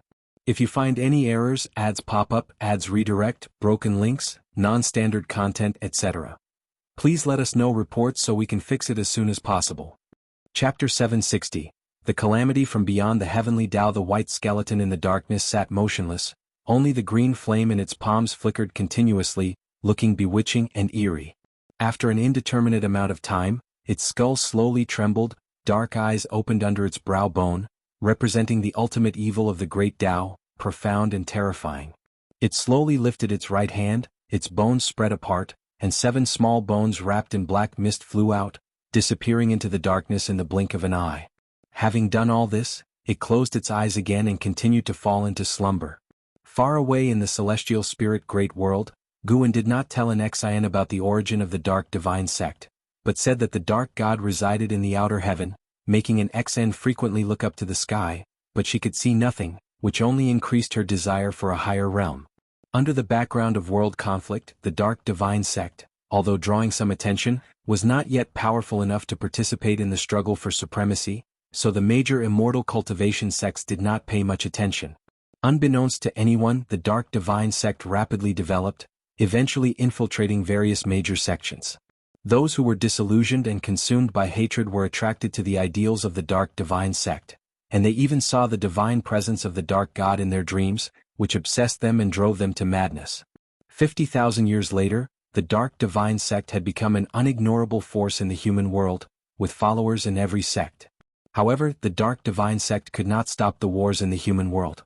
Years of fighting had built up irreconcilable hatreds among the sects, and even if the Dark Divine Sect stirred up trouble within them, they could not put aside their immediate enmity and interests. In the depths of the universe before the world gate, Celestial Spirit God, Tai Immortal Monarch, the 72 Immortals of Golden Cave, and Emperor Tianhong gathered here. Having regained his immortal position, Emperor Tianhong radiated with immortal light, brighter than the distant stars. At this moment, the faces of Celestial Spirit God, Tai Immortal Monarch, and the 72 Immortals of Golden Cave were extremely grave. They surrounded Emperor Tianhong, all remaining silent. Celestial Spirit God was the first to break the silence and asked, "Are we sure this is related to the Chaos Evil Demon beyond the Heavenly Tao?" Emperor Tianhong nodded and said, "The chaos beyond the Heavenly Tao is vast and boundless. Whether it is truly a Chaos Evil Demon remains uncertain. The only thing certain is that there is an infiltration from beyond the Heavenly Tao. Their methods are unbelievable and hard to capture. The Celestial Court is also observing the changes. One thing I can confirm is that the Dark Divine Sect is a variable from beyond the Heavenly Tao." Tai Immortal Monarch followed up, "The rise of the Dark Divine Sect is indeed too rapid. Without being able to deduce its origin, we can only speculate from the cause and effect beyond the Heavenly Tao." The 72 Immortals of Golden Cave glanced at each other. Though they remained silent, the worry on their faces grew heavier. As Heavenly Court Immortals, They were indifferent to the beings of the heavenly Tao but held great dread towards everything beyond the heavenly Tao due to numerous stories they had heard. In some respects, their indifference to the beings of the heavenly Tao was because their attention was focused beyond the heavenly Tao. What should we do now? If we let this continue, the celestial spirit great world may really come under the dominion of the dark divine sect. A Golden Cave immortal asked. They were not considering the well-being of the celestial spirit great world's beings but were thinking of Guan. They were now serving Guan, and if the celestial spirit great world were taken over by the dark divine sect, it would certainly affect Guan, which would signify their incompetence. Tai immortal monarch pondered, perhaps it is not that difficult. That existence has not instructed us, indicating the crisis is not yet substantial enough to disturb him. With his cultivation level, he should be able to perceive threats beyond the heavenly Tao. These words made sense to the assembled immortals. See the novel, F.I.R. NT website on Google to access chapters of novels early and in the highest quality. Guan could face the eternal life venerable, his cultivation level unfathomable. Regardless, although he has not given instructions, we cannot just stand by. Let's investigate together, Tai immortal monarch ordered. The immortals had no objections and soon dispersed. Celestial spirit god stood at the world gate, watching the departing figure of Tai immortal monarch and could not help but sigh, just this composure alone is beyond me. Even knowing the cause and effect related to the dark divine sect beyond the heavenly Tao, Tai immortal monarch did not hastily seek out Guan but continued to act, intending to prove himself. If it were him, he would certainly have sought out Guan, believing Guan possessed greater insight. But then again, if Guan could perceive it, what difference would it make if he asked or not? And if Guan could not perceive it, telling him would not change the already established existence of the dark divine sect. According to his understanding of Guan, even if Guan could not fully understand the cause and effect of the dark divine sect, he would still not be completely unaware of its presence. Celestial spirit god no longer thought about it and turned his gaze to the world gate. Within the celestial spirit great world, the chaotic forces grew stronger, and the matters he could oversee became fewer. Guarding the world gate was his immortal position, a duty he had to ensure. At the very least, he could not allow intruders to break into the celestial spirit great world through the world gate. Celestial Court, Guangfa Immortal Palace. In the vast hall, Li Xuanmiao, celestial destruction god, and hundreds of other immortals sat, maintaining a certain distance from each other. Each presented their Dharma aspect, resplendent and beautiful, exuding the unique aura of immortals. Guangfa Tai Guang Divine Venerable sat at the head, overlooking all the immortals in the hall. Today's topic: how should the celestial court deal with the dark god from the chaos? Guangfa Tai Guang Divine Venerable spoke, and the immortals, his disciples, fell into contemplation even before he spoke. A white-haired elder at the front spoke first. The dark god differs from the chaos evil demons we know. He originates from the great Tao, sharing the same source. Simply eliminating his avatar cannot resolve the problem at the root. Perhaps we should start from what he desires. The dark god spreads faith, following a path akin to the celestial courts, relying on worship. If all living beings don't yearn for darkness, he has no opportunity. This statement immediately prompted another immortal to respond, easier said than done. The battle for the position of Son of Heaven has already begun. The two candidates will not relent, and neither will the immortal factions backing them. How can we end the catastrophe of the 3,000 great worlds? If it doesn't end, the hearts of all living beings will harbor darkness. At this, more immortals began to speak, each offering their opinions, and some even quarreled, making the atmosphere in the hall intense. Li Xuanmiao sat near the front but remained silent, patiently listening. Celestial Destruction God sat at the back and dared not speak lightly, knowing this was a test by Guangfa Tai Guang Divine Venerable, requiring cautious handling. After a long time, Guangfa Tai Guang Divine Venerable interrupted, "None of your strategies can avoid the struggle for the position of Son of Heaven. In your opinion, which is the greater calamity, the one brought by the Dark God or the battle for the position of Son of Heaven?" As soon as he finished, the hall fell silent. No immortal or god dared to speak. If you find any errors, ads pop up, ads redirect, broken links, non-standard content, etc., please let us know reports so we can fix it as soon as possible. Chapter 761. Lifespan of 20 quadrillion years. In the grand hall of Guangfa Immortal Palace, it was silent. Those previously impassioned disciples were all silent, each with an unsightly expression, tinged with a bit of embarrassment. Guangfa Taiguang Divine Venerable swept his gaze over everyone in the hall, his eyes indifferent. Sir, the Oval Fire. Et website on Google to access chapters of novels early and in the highest quality. Clearly, the disaster of the Tianzi contest is much more significant. How many beings can the Dark God harm? How many beings will the Tianzi contest affect? Even if the 3,000 great worlds can be reopened and remodeled, what about the beings that died? They will merely be replaced by new life. If the Tianzi contest is not resolved soon, other evil gods will continue to emerge. Suddenly, a voice echoed throughout the great hall, catching the attention of the immortal gods. Celestial Destruction God raised his eyebrows, showing a surprised expression, for the speaker was none other than Li Xuanmiao. Li Xuanmiao, a person who had ascended, had the least experience among the immortals present, yet he dared to utter such blasphemous words. Wasn't he afraid that some immortal gods among them were subordinates of the Son of Heaven? While being surprised, Celestial Destruction God also felt a sense of admiration. From a young age, he considered his bravery unparalleled in the world, but after arriving at the celestial court, he became cautious, gradually losing his sharpness and becoming like those detestable immortal gods, bullying the weak. Li Xuanmiao's comments voiced his thoughts, but he could never say them aloud. Under the gaze of hundreds of immortal gods, Li Xuanmiao was unafraid, staring directly at Guangfa Taiguang Divine Venerable. From this moment, the subject was no longer Guangfa Taiguang Divine Venerable testing the disciples but rather Li Xuanmiao testing Guangfa Taiguang Divine Venerable, at least in Li Xuanmiao's mind. Even if the disaster of the Tianzi contest is greater, how will you change it? In this celestial court, only the Celestial Emperor can alter everything. Seeing the Celestial Emperor is harder than becoming a supreme immortal. Even if you see him, what makes you think you can convince him? Do you think no immortal in the long years has ever suggested the same as you? Guangfa Taiguang Divine Venerable calmly asked while staring at Li Xuanmiao. Li Xuanmiao frowned, and the other immortal gods all let out a sigh of relief. At least Guangfa Taiguang Divine Venerable hadn't lost his mind. Although the two current contenders for the Son of Heaven might not shake Guangfa Taiguang Divine Venerable, once the Tianzi contest ends that might not be the case. Historically, once the contest concludes, one side always rises, even if their final fate is tragic. In that stage, it isn't impossible for one to have the power to challenge Guangfa Taiguang Divine Venerable. Guangfa Taiguang Divine Venerable said, instead of complaining about the Tianzi contest, why not think about how to solve the chaos caused by the Dark God?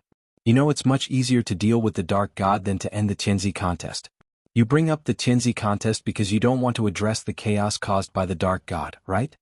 The immortal gods showed awkward smiles, not daring to refute. Li Xuanmiao calmed down.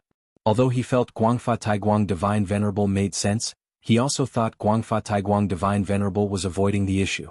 While they thought about how to deal with the Dark God, would great powers like Guangfa Taiguang Divine Venerable consider how to solve the Tianzi contest?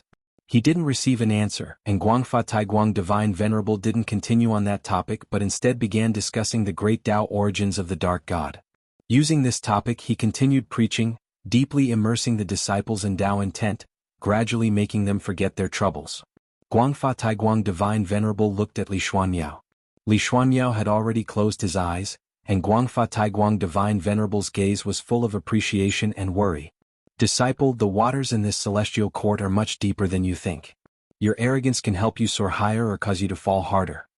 Guangfa Taiguang Divine Venerable raised his eyes and looked outside the hall at the celestial vault, his expression turning worried. He sighed in his heart, Dark God, are you coming back? 150,000 years later. Although the human world was still embroiled in conflict, the sky remained blue. On this day, Guan returned from human world peak, feeling quite upbeat because his lifespan had reached 20 million billion years. He planned to rest for a night and break through the next day. Returning to Taoist field of the beginningless, he greeted the disciples training and sparring along the way, which surprised them. Before he could return to his abode, an Xan appeared ahead, urgently saying, Master, the dark divine sect has made a move. A dark heavenly god has emerged, and even the immortal gods are powerless against him. If the immortal gods can't defeat him, they will naturally retreat. Aren't you going to intervene? An Xan asked. In her opinion, those immortal gods were already above all beings' existence. If even they couldn't deal with the dark heavenly god, only her master could resolve it. If her master couldn't solve it, they could only consider escaping. Guan replied, Don't be anxious. The dark heavenly God doesn't seek to destroy the world. Moreover, it's not yet time for me to act. He paused and continued, tell the disciples that opposing the dark divine sect carries the risk of body and Tao disappearing. I may have the opportunity to avenge them, but I can't protect them at critical moments. Hearing this, an Xian was reassured. Her master saying this clearly didn't take the dark divine sect seriously. The reason he wasn't acting now was likely to test all living beings. I will warn them. An Xian replied solemnly, then saluted and left. Guan continued through the woods, looking toward other great thousand worlds. Besides the celestial spirit great world, 6 great thousand worlds were enveloped by the dark heavenly gods. 7 dark heavenly gods had already suppressed the immortal gods of each world, then began releasing destiny, seemingly preparing to establish a new immortal god system. The dark god watched quietly from the great Tao. This dark god had a Tao extreme Daoyuo immortals cultivation level, posing no threat to Guan. Guan was waiting for the opportunity to permanently eliminate him. Moreover, the deep crimson mist approaching the celestial Tao destiny had not stopped. Guan couldn't tell if the dark god was related to the crimson mist. From cause and effect there was no connection yet, but they both entered the celestial Tao range around the same time. Even if there was no direct connection, they were likely related. Dark God, why do you feel so similar to the heavenly court immortals, especially in the structure of destiny? Guan murmured as he walked. Sitting by the tree in meditation, Duanli opened his eyes upon hearing Guan's voice. Seeing it was Guan, he quickly got up and saluted. Grand disciple greets Grand Master. Duanli said respectfully, but Guan ignored him and walked past him. Watching Guan's back, Duanli hesitated for a moment before gritting his teeth and following, asking, Grandmaster, I have questions about the destiny-defying divine skill. No one in the dojo practices this skill, so I can only ask you. Guan stopped. This made Duanli even more nervous. Looking back at Duanli, Guan said, the destiny-defying divine skill is mainly about passing on the skill to others. Perhaps you could try passing it on once. It might bring you a surprise. If you find any errors, ads pop up, ads redirect, broken links, non-standard content, etc., please let us know reports so we can fix it as soon as possible. Chapter 762, Primordial Chaos, Outer Heaven. In the long years, all of Guan's hobbies would be transformed with his Tao intent, and the destiny-defying divine skill was no exception. After being modified by this Xian Qi primordial immortal, this skill had already transcended the mundane. Looking at the entire celestial spirit great world, no cultivation technique could compare to the creation of this skill. The destiny-defying divine skill was originally designed to serve others, but through Guan's modifications incorporating cause and effect and the path of Qi fortune, it could transfer power to the successor, gaining the blessing of nature's spiritual energy and the power of cause and effect, absorbing spiritual energy to achieve greater power in a short time. It was applicable both within the heavens and within the scope of the great Tao. Overall, the destiny-defying divine skill was not considered a speed-up type of cultivation technique because the transferred power had to be cultivated by oneself, and the power gained after transmission would be calculated separately and could not be passed on to others. Although it was not a speed-up technique, it could constantly raise a cultivator's upper limit or rather transcend the limit. For cultivators with mediocre talent and not outstanding comprehension, the destiny-defying divine skill was a very good path to ascension. Now the spiritual talent of the beings on the 9-spirit continent was very high, but that was only within the celestial spirit great world.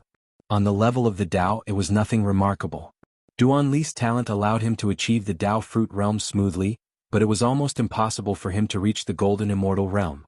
The destiny-defying divine skill was tailored by Guan for him, and the reason for treating him this way was that Guan had waited for him for many years, involving a cause and effect, an old acquaintance. Surprise? Duanli watched Guan leave, pondering his words in his mouth. He believed the ancestral master would not deceive him, but whom should he pass on the power to? Should I also take on disciples? Duanli thought silently, but then he felt he couldn't act recklessly, passing on the power randomly just to become stronger. The person who could inherit his mana had to be someone with both moral integrity and quality. This required careful consideration. Coincidentally, he could set an example for all living beings on behalf of Wuxia. Even if the talent was insufficient, good deeds would always bring good fortune.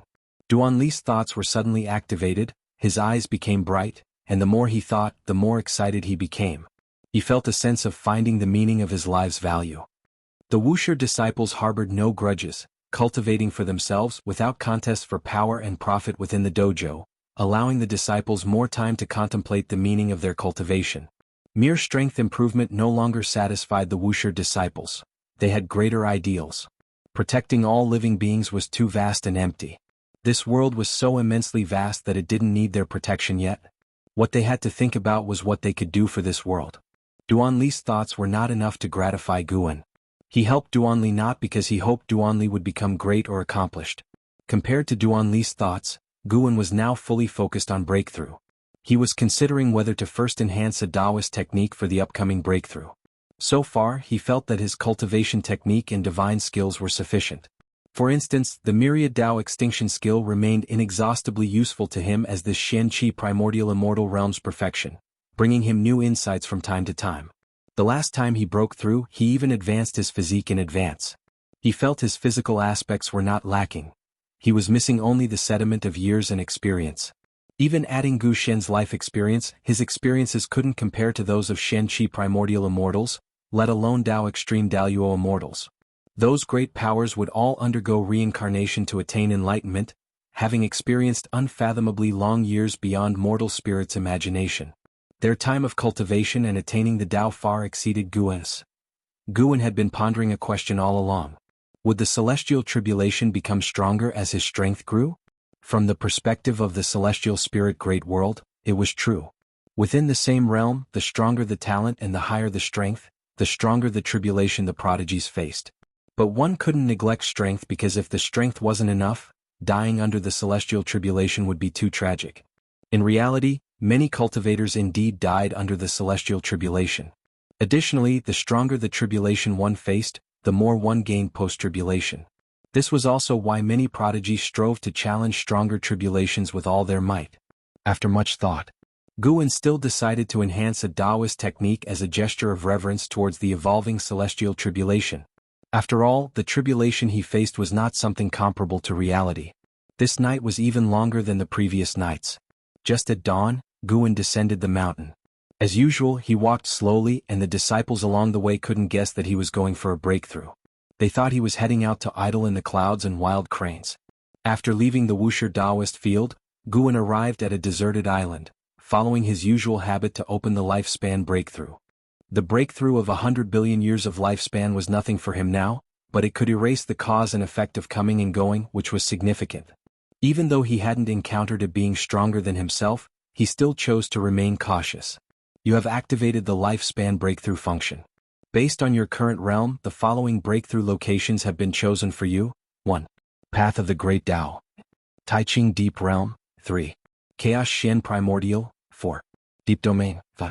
Tao Burial Mountain. 6. Outer Heaven. 7. Boundless Yin-Yang Inverted Realm. 8. Final End. 9. Myriad Tao Divine Source. Many new place names appeared again. That meant these places could nurture existences surpassing the Xian Qi primordial immortal. Guan couldn't help but marvel at the profundity of the path of the Great Tao. No matter which realm he reached, the path of the Great Tao was still a place he could break through. The newly appeared place names were all full of allure. Chaos Shen Primordial must be a chaotic region outside the heavenly Tao, but the specifics were unclear. Tao Burial Mountain, where Tao is buried. Outer Heaven, this name was too domineering, making one want to see it. Myriad Tao Divine Source was profound. Its mystery couldn't be discerned for the moment. Guan was also greatly interested in the previously appeared Boundless Yin-Yang Inverted Realm and Final End, which made him a bit perplexed. Where would be the best place to break through? After much thought, he felt he could go to Chaos Shen Primordial. At least this place could be pinpointed outside the heavenly Tao scope. Moreover, if he made some noise, it might even distract that deep crimson mist, buying more years for the beings of the heavenly Tao. Guan made the decision immediately. Teleporting to Chaos Shen Primordial will cost 10 billion years of lifespan. Do you wish to continue? Continue. At the thought, the long-lost dizziness struck. Even though his realm was already very high, he still felt this discomfort, which made him have even greater reverence for the lifespan ability. Before he could see the root of his ability, he could never call himself invincible. He grew stronger through the evolution of the lifespan. He wouldn't worry too much about its source since it was meaningless. After all, he gained strength through it. What he needed to do was to take it as a goal and motivate himself further. After a while, Guan felt he could open his eyes. The moment he opened them, he immediately activated the lifespan barrier. An invisible lifespan barrier quickly spread out, making his heart instantly calm. Sar the Nelfer. Net website on Google to access chapters of novels early and in the highest quality. If you find any errors, ads pop up, ads redirect, broken links, non-standard content, etc., please let us know reports so we can fix it as soon as possible. Chapter 763. Tremendous changes in heaven and earth. Guen's eyes reflected the brilliant chaos of the starry sky. Though he often peered into chaos, the sights here in the Taichu chaos still stunned him. He stood atop a cloud of stars. Ahead of him the multicolored sky spread out, with the 3,000 great Tao transforming into rivers that surged forth, each sparkling with countless stars, as if containing fragments of the starry sky, beautiful and mesmerizing, mysterious and mystical. Here the cosmos was vast beyond measure, larger than the starry sky anywhere else. The depths of chaos exceeded his expectations in beauty, even surpassing the heavenly Tao universe. The Tao spiritual chi here was superior, making it an ideal place for high-realm cultivators to seek enlightenment. The 3,000 great Tao here differed from those in the heavenly Tao universe. While they remained great Tao, they seemed more lively, as if possessing life, yet without their own will or rules. They flowed incessantly, resembling a pattern, though undetermined. Guen gazed into the distance, faintly perceiving the direction of celestial Tao destiny far, far away. He couldn't discern everything within the heavenly Tao from here. He could view it through his incarnation, but that was another perspective. What he did see was a deep red fog equally distant. Retracting his gaze, he sat down cross-legged on the spot. Sarch * the Nell Fire. NT website on Google to access chapters of novels early and in the highest quality. He prepared to elevate his cultivation technique before beginning his breakthrough. Ultimately, he spent 2 trillion years of lifespan to upgrade the myriad Tao extinction skill to the infinite eternal Tao technique. Fortunately, he hadn't upgraded his technique each time before. 2 trillion years of lifespan during previous breakthroughs wouldn't have been a small amount. Now came the main event. Breaking through to the great realm. For the past dozens of years, he had anticipated the name and fortune of the next realm. He deliberately suppressed this expectation, knowing the joy upon attaining it would be greater the more he anticipated. Inside a dim cave room, the demon emperor sat cultivating. His appearance hadn't changed much, but his demeanor grew increasingly otherworldly. In front of him, true monarch Qitian lay on the ground, eyes hollow, lifeless, staring numbly at the cave ceiling. Suddenly, a swirl of black air spread from the dark corner of the cave room. The demon emperor opened his eyes, frowning, while true monarch Qitian remained unaware of the anomaly. Imprisoned here, spiritual energy barely sustained their existence, unable to aid their cultivation. Thus, true monarch Qitian had long despaired, unable to understand the purpose of the demon emperor's meditative enlightenment. With insufficient spiritual energy, cultivation seemed purely a wasted effort. Imprisoned in darkness, do you still yearn for light? A cold voice echoed. Initially, true monarch Qitian paid it no mind, but after a few breaths, he seemed to realize something. His eyes widened abruptly, and in one swift motion he jumped up. Who? True monarch Qitian croaked, his voice hoarse from years of silence. His gaze locked onto the dark corner, faintly perceiving a figure condensing and approaching him. Soon, a mysterious robed figure wearing a bronze mask stepped forward. The mask resembled a Qilin's head, ferocious and frightening, exuding immense pressure. True monarch Qitian furrowed his brows, poised for confrontation. The demon emperor didn't rise, simply staring at the mysterious robed figure. I am the dark heavenly god.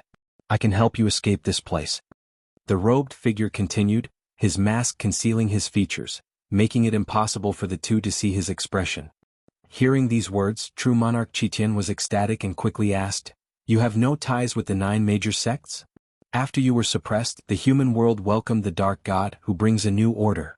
If you align yourselves with the dark fortune, I can save you, even lead you to realms beyond your imagination.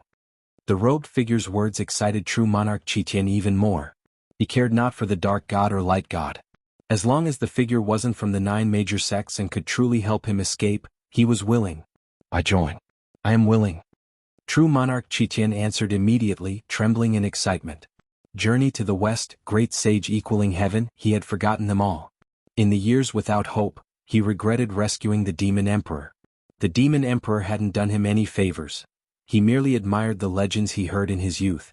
The robed figure then asked, And what about you?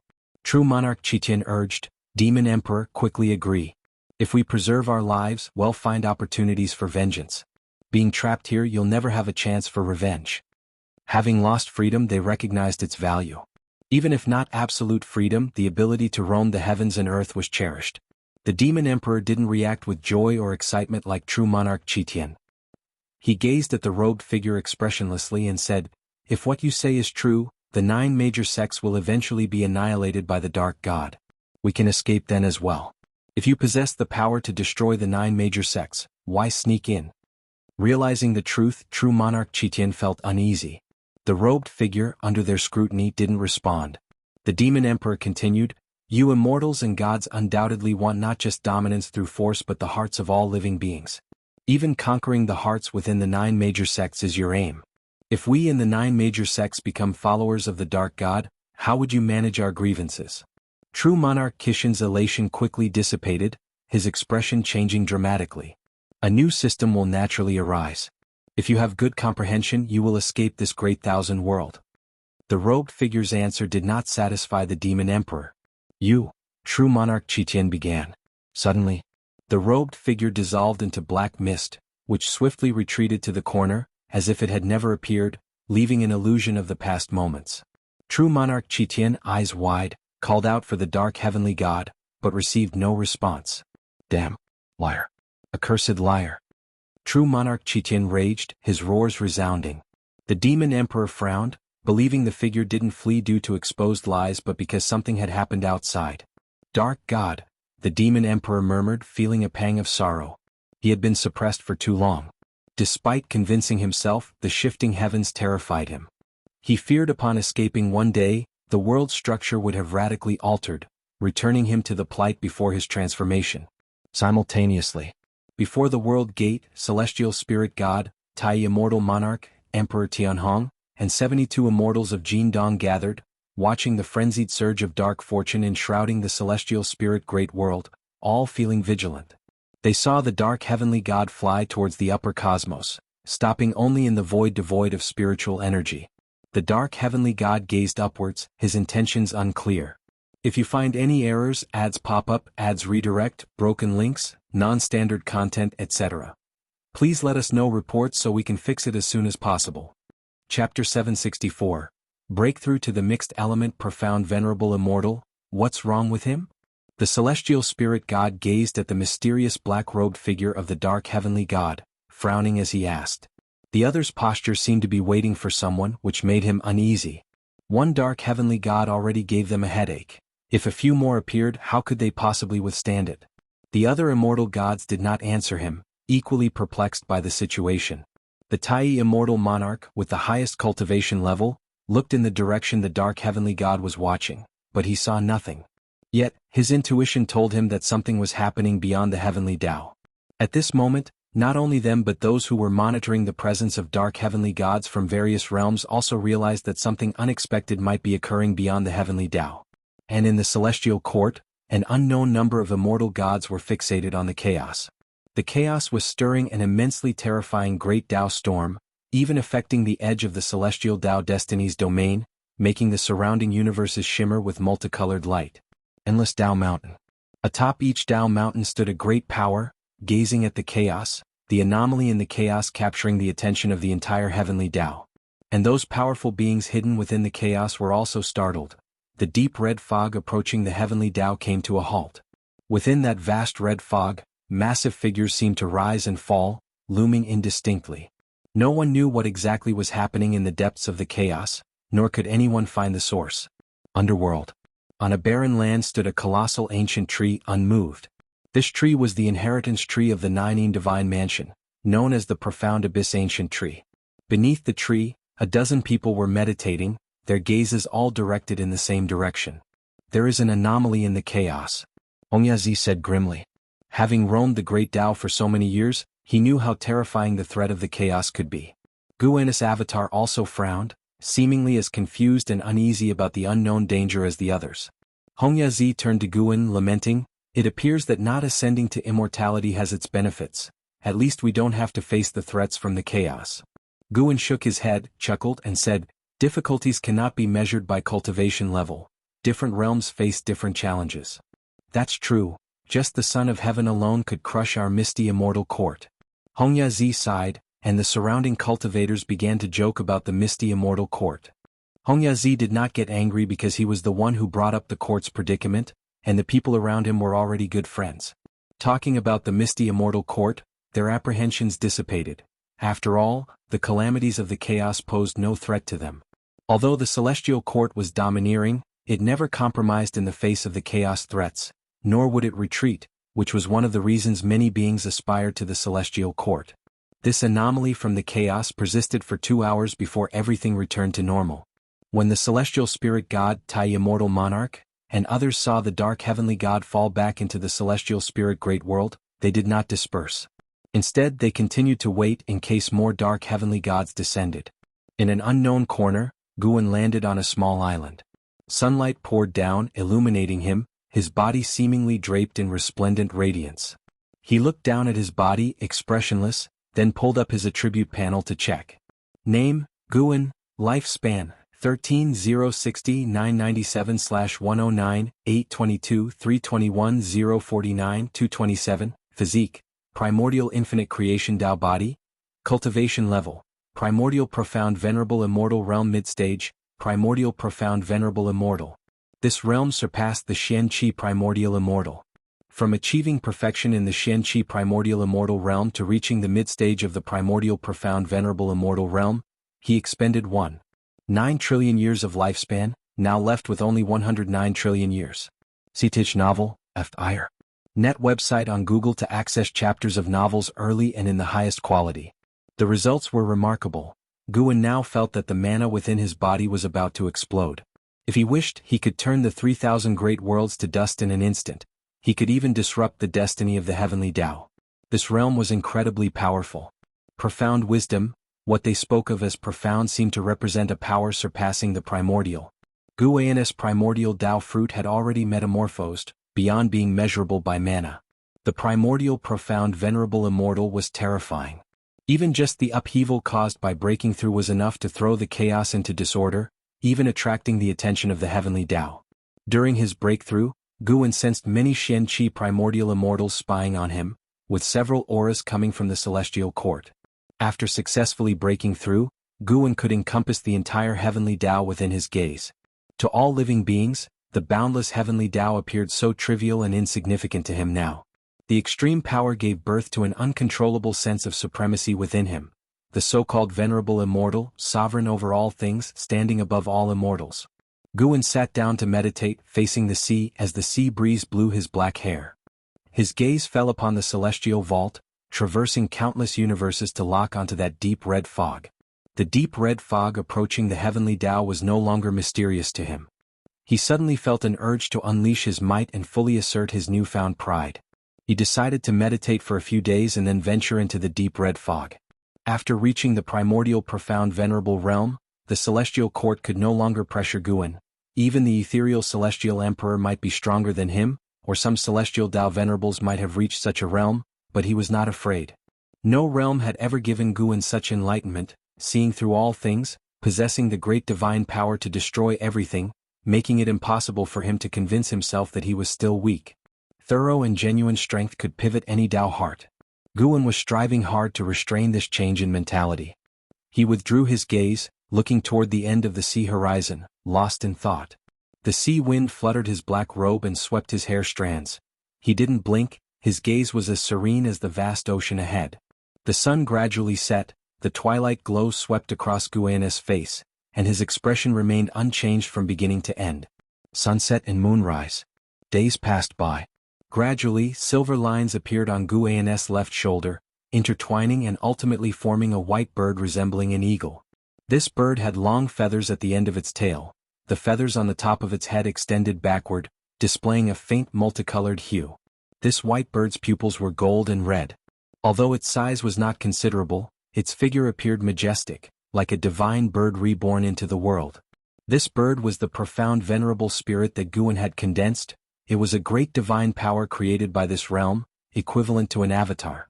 However, this avatar contained the same cultivation level as the primordial profound venerable immortal body, without independent consciousness, allowing its master to multitask with infinite wonders.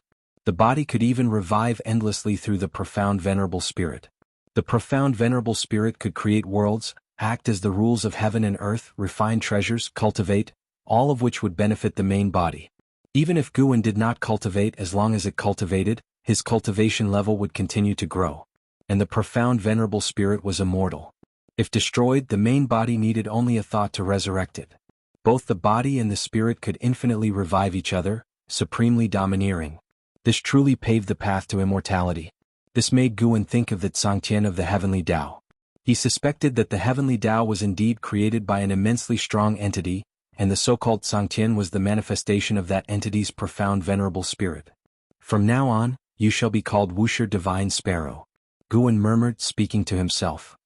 If you find any errors, ads pop up, ads redirect, broken links, non-standard content, etc., please let us know reports so we can fix it as soon as possible. Chapter 765, Heaven-Suppressing Endless Tower, Emperor Bone profound venerable in the chaos void, a swirling expanse of deep red mist billowed, reducing the meteors along its path to mere specks of dust. In the depths of the red mist, lightning weaved together. This place seemed to be the end of the abyss, with demonic shadows emerging incessantly and eerie illusions appearing, creating a bewildering and shocking scene. A magnificent colossal black tower stood in the heart of the mist. On closer inspection, it was a series of four-cornered palaces stacked atop each other. Each roof harbored terrifying entities, some resembling demons, some human-like, and others indescribable, shrouded in obscurity. The interior of the Black Tower was a bright hall, the ground glittering like a galaxy. Massive stone pillars carved with mysterious patterns stood in a disorderly arrangement, resembling pillars supporting the sky, immovable. A white bird suddenly flew into the hall, its long tail feathers longer than its body, with its head faintly radiating a seven-colored halo, appearing majestic and brimming with celestial energy. Boom! A terrifying figure descended from the sky, towering 10,000 feet, entirely pitch black, its human-like form adorned with long flowing hair that transformed into writhing serpents, flicking their tongues. His eyes were blood-red, exuding a fierce light as an overwhelming aura erupted. Roar! A deafening roar resounded, shaking the heavens and the earth. This terrifying demon, towering 10,000 feet, appeared like a divine mountain before the white bird within the hall. The white bird stopped and suddenly transformed into a silver-glowing figure. Was Guan. Guan was utilizing the great Tao formless body to isolate causal investigations and control his own aura. He looked at the towering 10,000-foot demon ahead, needing no lifespan detection to see through its origins. Chaos Evil Demon, Great Anger Evil, Miao Zhen Daluo Immortal Realm Cultivation. This black tower was called the Heaven-Suppressing Endless Tower, one of the supreme treasures of the Dark Heavenly Court. The Dark Heavenly Court belonged to the Dark God's forces. With Guan's current cultivation level, he could see through the connection between the Dark Heavenly Court and the Heavenly Court. The Dark Heavenly Court originated from the Heavenly Tao but was severed from its destiny and reforged in the chaos, showing him the ancient contention for the celestial emperor of the Heavenly Court. The past of the Heavenly Tao was far more fascinating than Guan had previously imagined. However, the current history was not important. What Guan wanted was to exhibit the power of the mixed element profound venerable immortal. The beings within the heaven-suppressing endless tower were connected to the tower's destiny, much like immortal gods, able to avoid true death through this connection. Unless the heaven-suppressing endless tower was destroyed, he could not completely annihilate these beings. He wanted this effect, not causing real sin but allowing an outlet. Not going to the heavenly court was because he had no enmity with it, and he had disciples serving as immortal officials in the heavenly court, whereas the dark heavenly court would eventually clash with the heavenly Tao, potentially affecting the celestial spirit great world. Who are you? A thunderous shout burst out, resonating like rolling thunder, endlessly echoing. Guan raised his right hand, and the Cyan Hong sword appeared out of thin air. As the blade tilted, silver sword chi swirled around it, burning like flames. He stepped towards the towering Great Anger Evil. Seeing Guan not responding and directly attacking, Great Anger Evil was furious. He raised his right palm high and slammed it down. Instantly, grand Dharma aspects appeared around, countless flaming meteors emerged, sweeping towards Guan like a cosmic torrent. Sword light shone. The Dharma aspects shattered instantly, and Great Anger Evil disintegrated into ashes. Guan stepped forward, each step flashing a distance swift like Jing Hong. Numerous Chaos Evil demons descended to block the path ahead. Looking around, they were countless, covering the hall's end, and the patterns on the stone pillars came to life, manifesting terrifying figures. Guan did not stop, wielding the Cyan Hong sword, sweeping forward. Arrogant! How dare you break into the dark heavenly court, courting death? Stop him! Is he an immortal god from the heavenly Tao heavenly court? Voices filled with shock and anger echoed, but unfortunately they received no response. They could only watch their companions turn to ash one after another, as the invincible silver sword light approached. Guan used the simplest sword techniques, but with absolute speed and power that none could resist. Even entities of the Tao Extreme Daluo immortal realm and darkness couldn't withstand a single strike from him. These dark beings and chaos evil demons relied on the dark heavenly court's destiny, not truly dying. Though it didn't grant Guan lifespan, he reveled in the slaughter, venting the wrath brought by his immense power. See the novel, Fire. NT website on Google to access chapters of novels early and in the highest quality. The heaven-suppressing endless tower, true to its name, possessed seemingly endless levels. Each level was connected by special spacetime daos, allowing continuous progression forward to ascend higher without flying upward. As Guan rampaged through the heaven-suppressing endless tower, he sensed an immense number of life forces pouring into the tower. The manifested beings were countless. Even after a short battle, millions of enemies had appeared ahead. Though Guan displayed formidable power, the beings of the dark heavenly court were fearless. Their immortality gave them the courage to face even the strongest foes.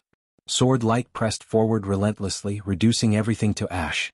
Guan advanced nimbly, his aura surpassing entities thousands of times larger than him. Be it Tao Extreme Daluo Immortals, Miaojin Daluo Immortals, Heaven Opening Daluo Immortals, Innate Golden Immortals, Heaven Balancing Golden Immortals, or Taiching Golden Immortals, all were reduced to nothingness upon contact with him.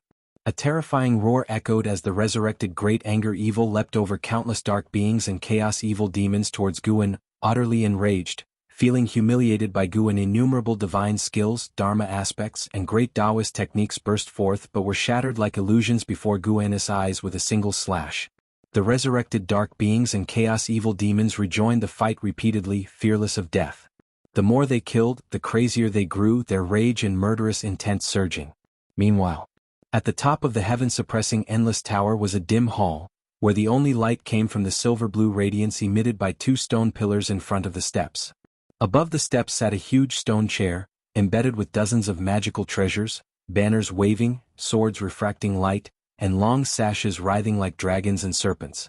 On the stone chair sat a skeleton wearing a dragon head golden crown, adorned with bead curtains, with a golden long spear standing before it.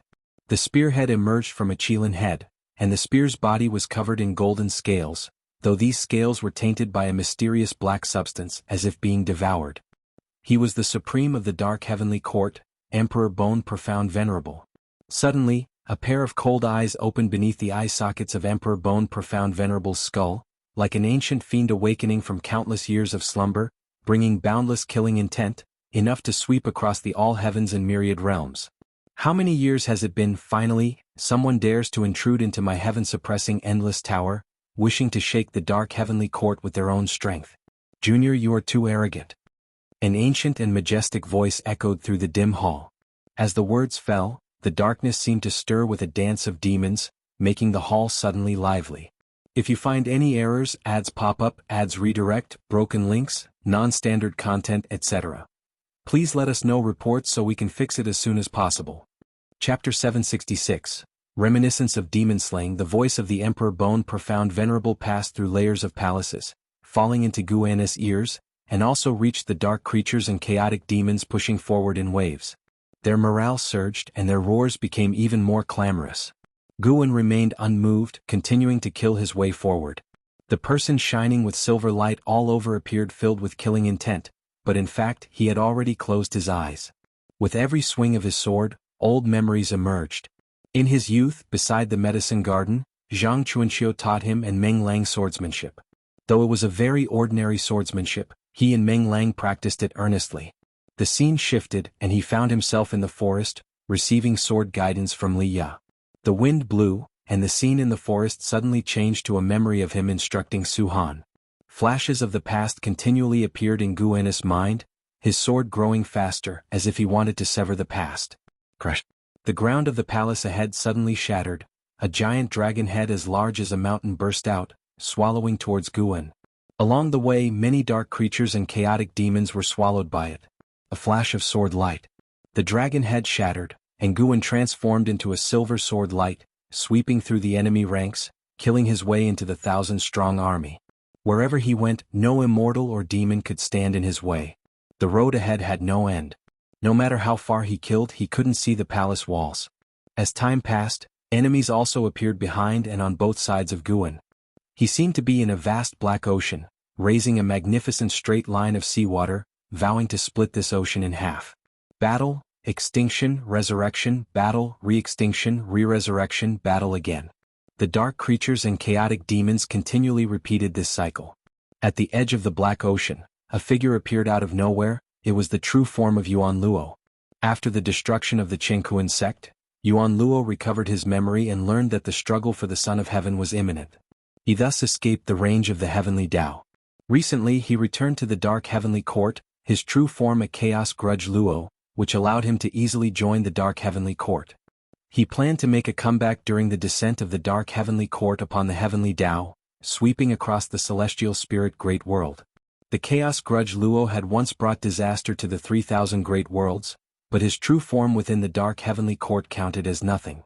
In this heaven-suppressing endless tower, he appeared insignificant. How is this possible? Yuan Luo's eyes widened in horror as he looked towards the distant silver sword light. He had lived for countless years, yet this was the first time he had witnessed such a scene. This was the heaven-suppressing endless tower of the dark heavenly court. In all his years, he had neither seen nor heard of anyone daring to breach it alone. He couldn't see the true form of the other person clearly. The more he couldn't see, the more uneasy he felt. The opponent gave him a sense of resolute determination. He gritted his teeth and immediately charged forward. Crossing the vast black ocean, a silver sword light illuminated his face, causing him to widen his eyes, reflecting the image of a sword in them. Boom! With a single sword strike, thousands of demons were obliterated without the slightest ability to resist. Guan didn't look back, nor did he deviate in direction, continuing straight ahead. Though it seemed like he was on the same level, he was actually rapidly ascending the heaven-suppressing endless tower.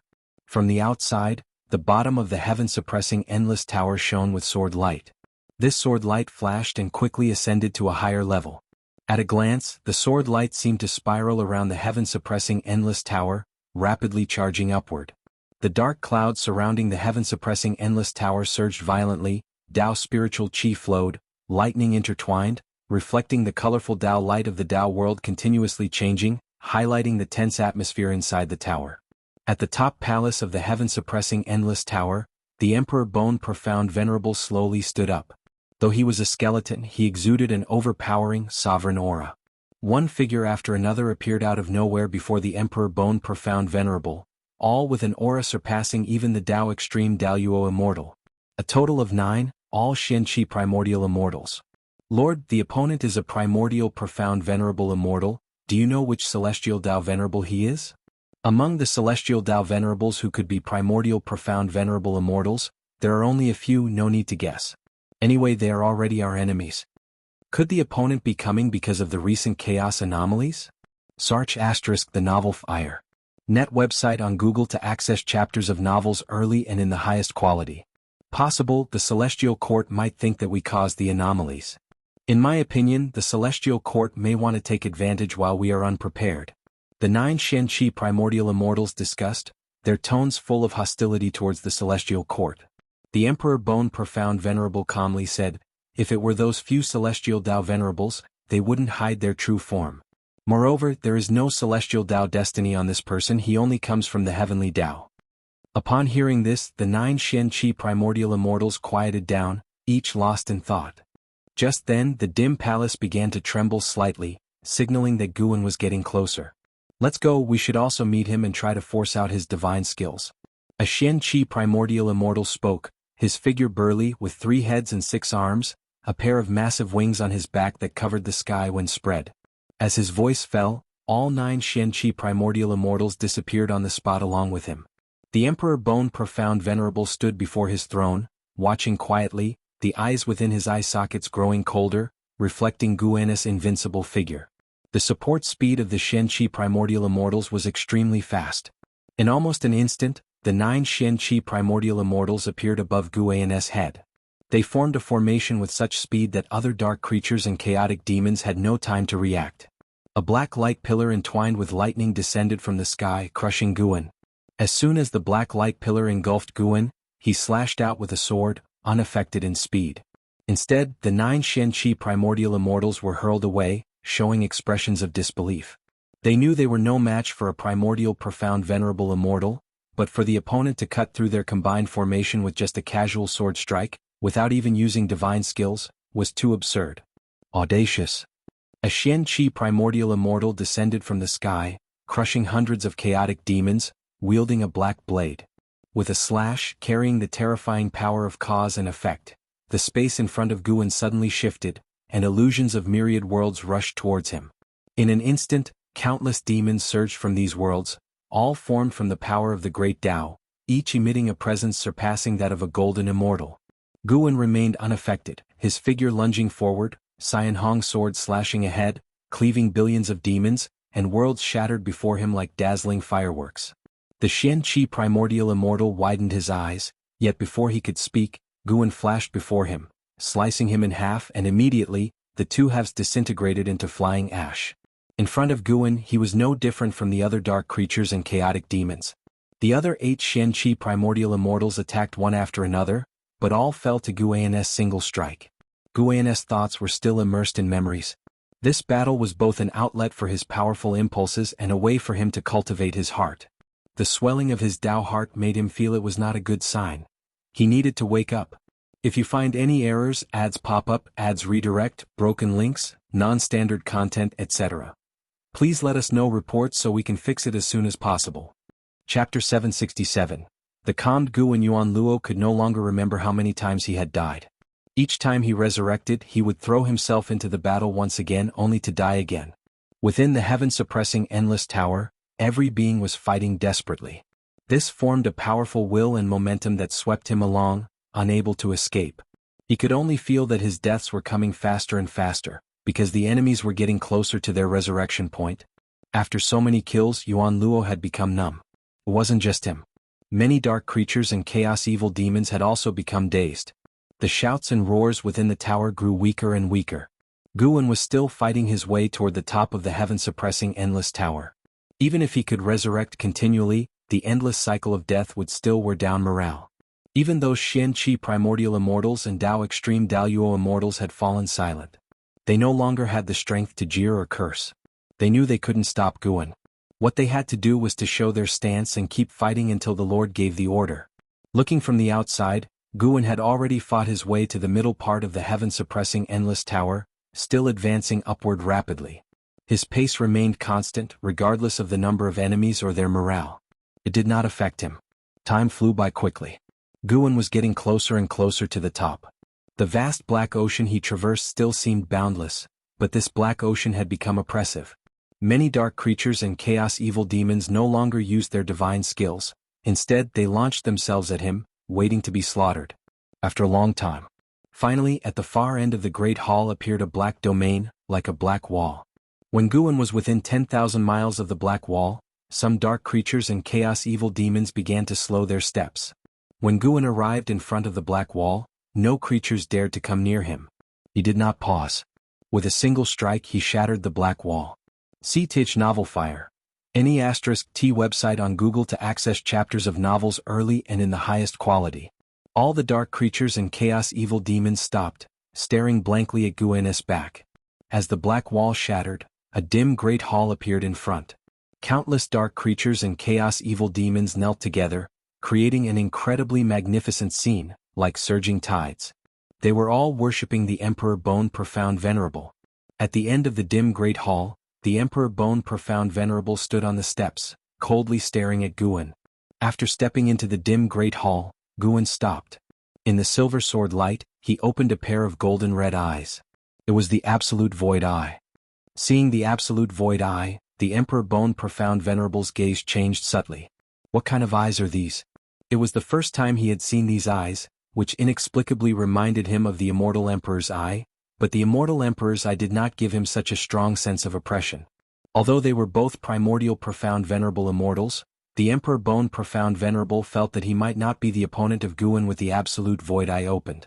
Junior, you are not an immortal of the celestial court. Your killing intent is fading. Why have you come? The Emperor Bone Profound Venerable asked calmly. His composure also reassured his billions of subordinates. Countless dark creatures and chaos evil demons stood outside the hall, watching the confrontation between him and Guan. At this moment no one dared to shout. They all held their breath, waiting for the battle that could erupt at any moment. Guan raised the Xianhong sword, pointing it at the Emperor Bone Profound Venerable. The silver sword light did not fully cover his figure. It was clear that his robe was fluttering, fully displaying the demeanor of a sword immortal. No, he couldn't be described as an immortal. All the creatures of the dark heavenly court side looked at Guan with eyes full of fear and dread. Even now they did not dare to be certain that the Lord could surely defeat this person. Seeing Guan's lifted sword, the Emperor Bone Profound Venerable's eyes narrowed. His white bones began to ignite with black flames, which quickly covered his skeleton, forming a black battle armor with surface scales reflecting a metallic cold light. Strands of black chi symbolizing the great Tao circled around the armor. Guan took a step toward the Emperor Bone Profound Venerable. With each step, his momentum burst forth, rising higher and higher, causing all the creatures outside the hall to change their expressions. Regarding the Emperor Bone Profound Venerable's question, Guan heard it but was too lazy to answer. Having fought to this point, naturally he intended to strike down the Emperor Bone Profound Venerable. Of course he wouldn't destroy the heaven-suppressing Endless Tower. He was just here to vet. If he could delay the heaven-suppressing Endless Tower's descent upon the Heavenly Tao, he considered it a service to the beings of the Heavenly Tao. The Emperor Bone Profound Venerable's eyes narrowed, and the billowing black chi expanded abruptly, altering the hall's space. Instantly the two were transported to a dark void. Here, apart from them, nothing else existed. The black chi on the Emperor Bone Profound Venerable rapidly condensed into a long halberd. This was not his magical treasure but his profound venerable spirit. Grasping the profound venerable spirit, the Emperor Bone Profound Venerable's momentum reached its peak. He was a true primordial profound venerable immortal. An earth-shattering battle was about to erupt. The sunset cast a golden hue over the Taoist field of the beginningless. In the courtyard, an Xen stood behind Shenzhen, facing away from her. She looked up at the celestial vault with furrowed brows, deep in thought, her eyes filled with worry. "You're not worried about your master, are you?"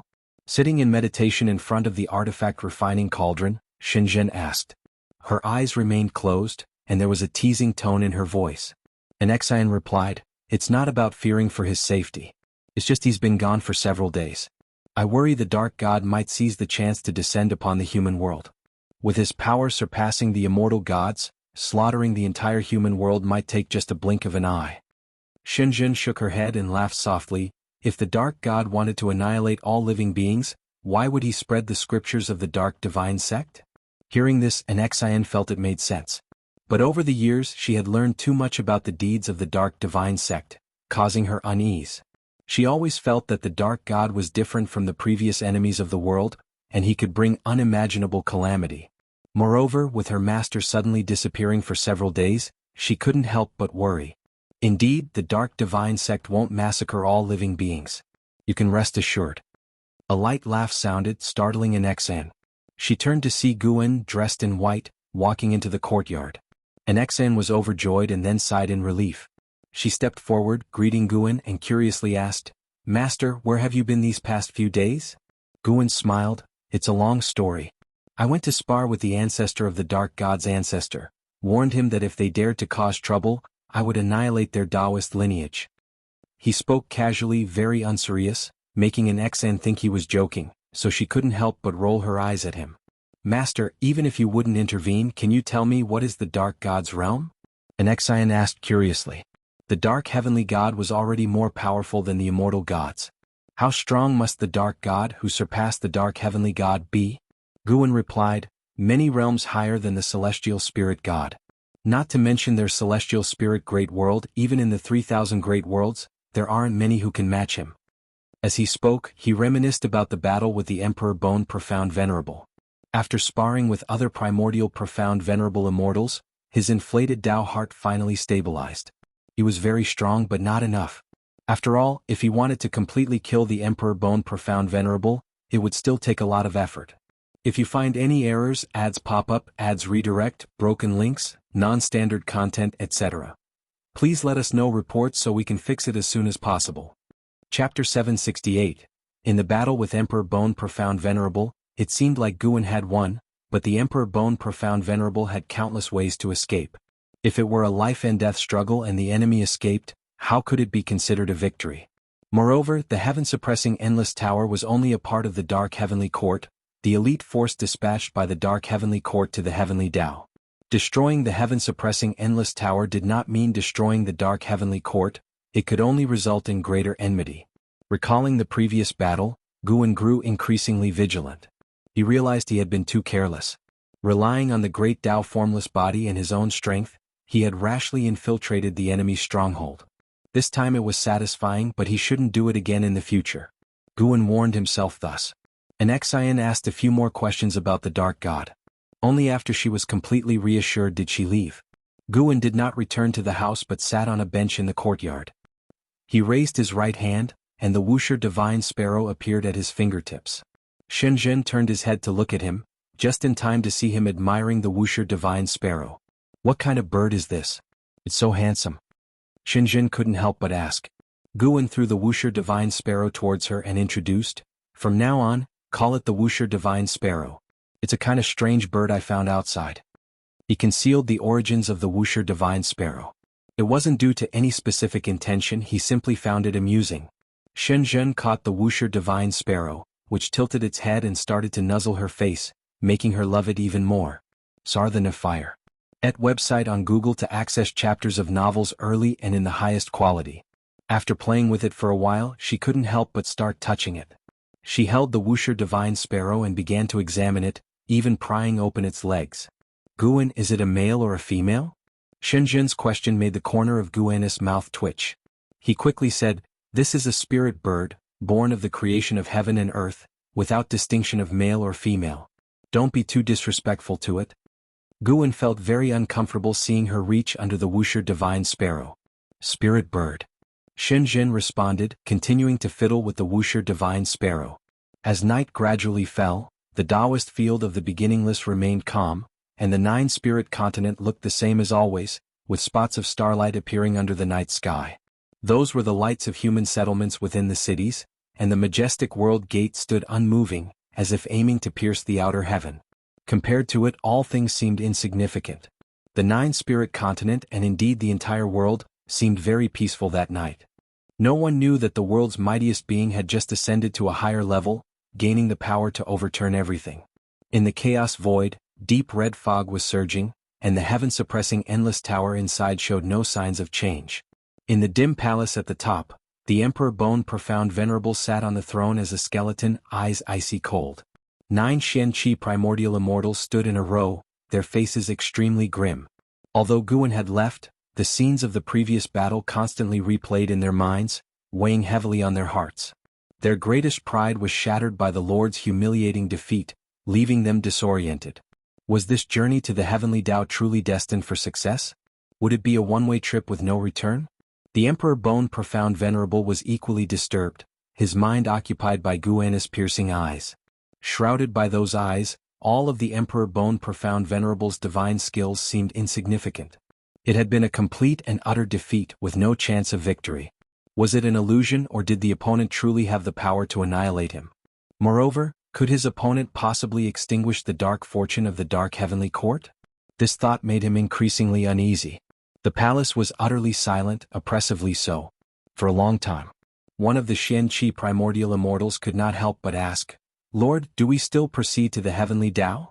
The Emperor Bone Profound Venerable replied, "The other party should have no connection with the celestial court. Our hatred with the celestial court is irreconcilable, and he couldn't have shown mercy. Perhaps he came because of other matters, possibly due to some dark heavenly god offending him. In any case, the journey to the heavenly Tao cannot be halted, but we can slow our pace. I will discuss this with His Majesty." Hearing this, the Xian-Chi primordial immortals all breathed a sigh of relief. Though they were immortal, they felt genuinely threatened by Guan. They didn't want to gamble with their lives. A more cautious approach was naturally preferable. "You all should go and rest for now," the Emperor Bone Profound Venerable ordered, and the 9 Xian-Chi primordial immortals immediately saluted and then vanished from sight. After they left, the Emperor Bone Profound Venerable coughed a few times, raised a skeletal hand to clutch his chest and muttered to himself, "What kind of palm technique is that, so domineering?" No one could answer him and he didn't want to know the answer. After a while he too disappeared from the throne. The battle between Guin and Emperor Bone Profound Venerable did not affect the destiny of the Great Thousand World, as the heaven-suppressing Endless Tower had not yet dissipated. The Dark God immediately stood within the void of the Great Tao, overlooking the celestial spirit Great World, while other dark heavenly gods in the Great Thousand World continued to preach and enlighten immortals. Not to mention other Great Thousand Worlds, the number of dark beings in the celestial spirit Great World continued to increase, all tainted by the dark fortune. The Dark Divine Sect's influence was growing steadily. 3,000 years later, the Dark Divine Sect had become a formidable major sect in the human world, with a dark being count exceeding 10 million, evolving into a colossal force. The various sects of the world began to put aside their grudges to unite against the Dark Divine Sect. Wuxia disciples also emerged to save those suffering beings. Once infused with the Dark Heavenly Court's fortune, beings would become violent, and their inner desires would be infinitely magnified. Hence, dark beings committed countless atrocities, and the dark heavenly gods did not see this as a bad thing. Prolonged savagery would plunge the human world into despair, and in the depths of despair, it was easier to fall into darkness. On this day just past noon, Guin, clad in blue, walked along a mountain ridge with the Wuxia Divine Sparrow perched on his right shoulder. The Blood Prison Great Saint followed behind, glaring indignantly at the Wuxia Divine Sparrow. Although this foul bird couldn't speak, it made him feel his status was threatened. "If you have something to say, say it. Why do you keep following me?" Guin asked without looking back. After years of cultivating his mind, he had returned to his pre-breakthrough state, becoming exceptionally calm. The Blood Prison Great Saint quickly replied, "Nothing, I just wanted to see if you need me for anything. You can command me anytime." "Then I order you not to follow me now," Guin said casually, causing the Blood Prison Great Saint to halt immediately, looking at Guin with an embarrassed expression. He truly felt out of favor, Blood Prison Great Saint thought despairingly. The corners of Guin's mouth twitched slightly. He wanted to ask when had he ever favored him. "Go find Zuair and assist him. He'll guide you in your cultivation when you return." Guin's voice reached the Blood Prison Great Saint's ears, filling him with joy. He quickly thanked Guin and then vanished from the mountainside. Guin paid no more attention to him and continued to stroll forward. He did not go to observe the state of the 3,000 great worlds. He was enjoying the scenery along the way, contemplating how to remodel the dojo. He planned to construct some wonders imbued with different Tao intents for the disciples to comprehend. If you find any errors, ads pop up, ads redirect, broken links, non-standard content, etc., please let us know reports so we can fix it as soon as possible. Chapter 769. The Unstoppable Momentum of Darkness. 1 month after the Blood Prison Great Saint left, the Taoist field of the Beginningless underwent some changes. At dawn, sunlight passed over the mountains, shining on a spot between the peaks. In the midst of two mountains stood a circular structure with a diameter exceeding a mile.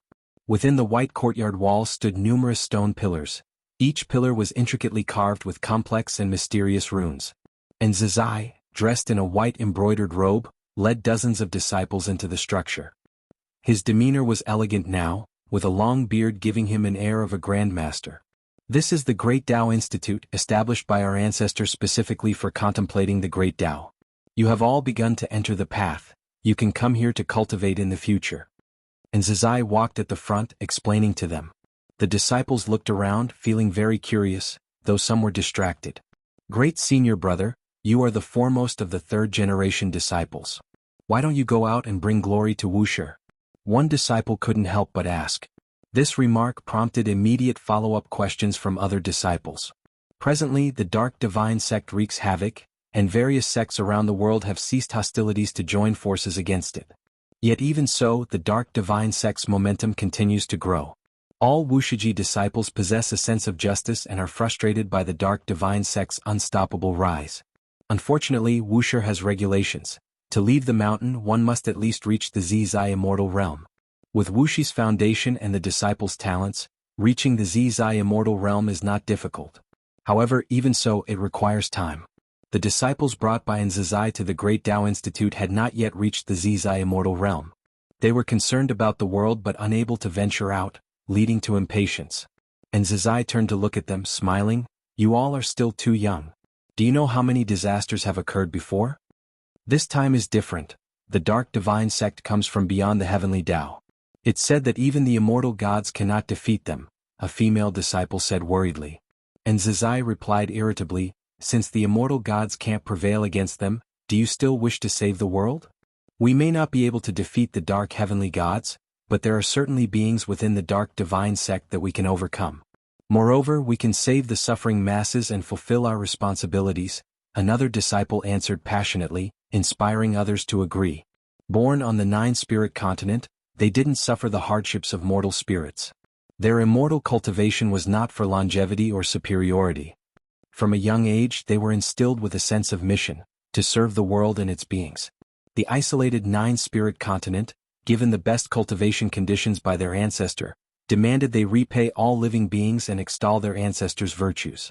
And Zizai looked at them, feeling both helpless and gratified. Though these disciples were overestimating their capabilities, at least they hadn't deviated from Wuxi's expectations. And Zizai himself had endured hardships to reach this day. Having ventured out for training, he comprehended the nature of disciples from other sections. Those with ideals benefiting all living beings were rare. I have my responsibilities. I won't go out, and you shouldn't think of leaving prematurely either. And Zizai stated firmly, his tone allowing no dissent. A powerful aura erupted, changing the complexion of all disciples. In their memory, and Zizai always maintained a gentle demeanor, a reason they dared to voice such concerns. But facing his true aura now, they realized his authority in Wuxia wasn't solely due to seniority. The Great Tao Institute fell into silence. At that moment, a sound of something piercing the air came from afar. The group instinctively turned, seeing a streak of cyan light fly past. And Zizai frowned, recognizing the figure within the cyan light. It was Celestial Cyan and her disciple, Shangguan Xiener, who was severely injured and held by Celestial Cyan. Not just in Zizai, the other disciples saw this too, whispering and speculating whether Shangguan Xiener was wounded by the Dark Divine Sect. CTH Nafire. Et website on Google to access chapters of novels early and in the highest quality. Enough, start your enlightenment. And Zizai redirected their attention elsewhere. Celestial Cyan, holding Shangguan Xiener, arrived at Guan's courtyard. At this moment, Guan was reading. Master, Xiener was injured by people from the Dark Divine Sect. Her cultivation level is dissipating and I cannot avert this damage. Celestial Cyan said urgently after landing beside Guan, then squatted down to place Shangguan Xiener on the ground. Guan, lying on a rocking chair, glanced at Shangguan Xiener. The girl had her eyes tightly shut, her face pale, and her tightly furrowed brows twitching as if in a nightmare. I told you to act within your limits. She's entangled by a powerful power of cause and effect. Even a Taiching Golden Immortal could hardly save her. Guan shook his head, causing Celestial Cyan to become even more anxious. If a Taiching Golden Immortal can't do it, surely you can, Celestial Cyan quickly said, kneeling as she spoke. Shangguan Xiener was her first and most beloved disciple. She couldn't bear to see her pupil lose her cultivation. Guan cast Celestial Cyan a glance, waved his hand casually and said, "It's done." His sleeve brushed past Shangguan Xiener's face, leaving nothing behind, but her furrowed brows instantly relaxed. Celestial Cyan was momentarily stunned, immediately checking Shangguan Xiener's body. Soon she discovered that the dark power within Shangguan Xiener had vanished. She was overjoyed, instantly hugging Guan and began to thank him. Your disciple is right here. Have some decency, move aside quickly. Guan said helplessly. Celestial Cyan and Tianbai had always liked clinging to him. Even after millions of years they couldn't change this habit. Celestial Cyan took the opportunity to snuggle against Guan for a while before letting go with a smile and then left with the soon-to-awaken Shangguan Xiener in her arms. Guan adjusted his position and continued reading. You're clearly enjoying it, yet you pretend otherwise. Shenzhen's voice came, but Guan ignored her. Not hearing a response, Shenzhen opened her eyes, turned to Guan and asked, I saw the dark god hiding in the darkness, his flames reflecting our celestial spirit great world. How do you plan to deal with him in the future? Guan said he wouldn't care, but Shenzhen didn't believe it. To her, Guan was waiting for the right moment. Though the dark god terrified her, making him seem unbeatable, Shenzhen believed that as long as Guan acted, the dark god would definitely perish. How to deal with him? Naturally by giving my all. If he's so powerful and I slack off, he'll be killed. What then? Guan replied, causing Shenzhen to roll her eyes. Hearing this, Xinjun was completely at ease. She even began to feel pity for the Dark God. The Dark God hadn't invaded yet, probably waiting for the dark heavenly gods to probe the celestial spirit great world.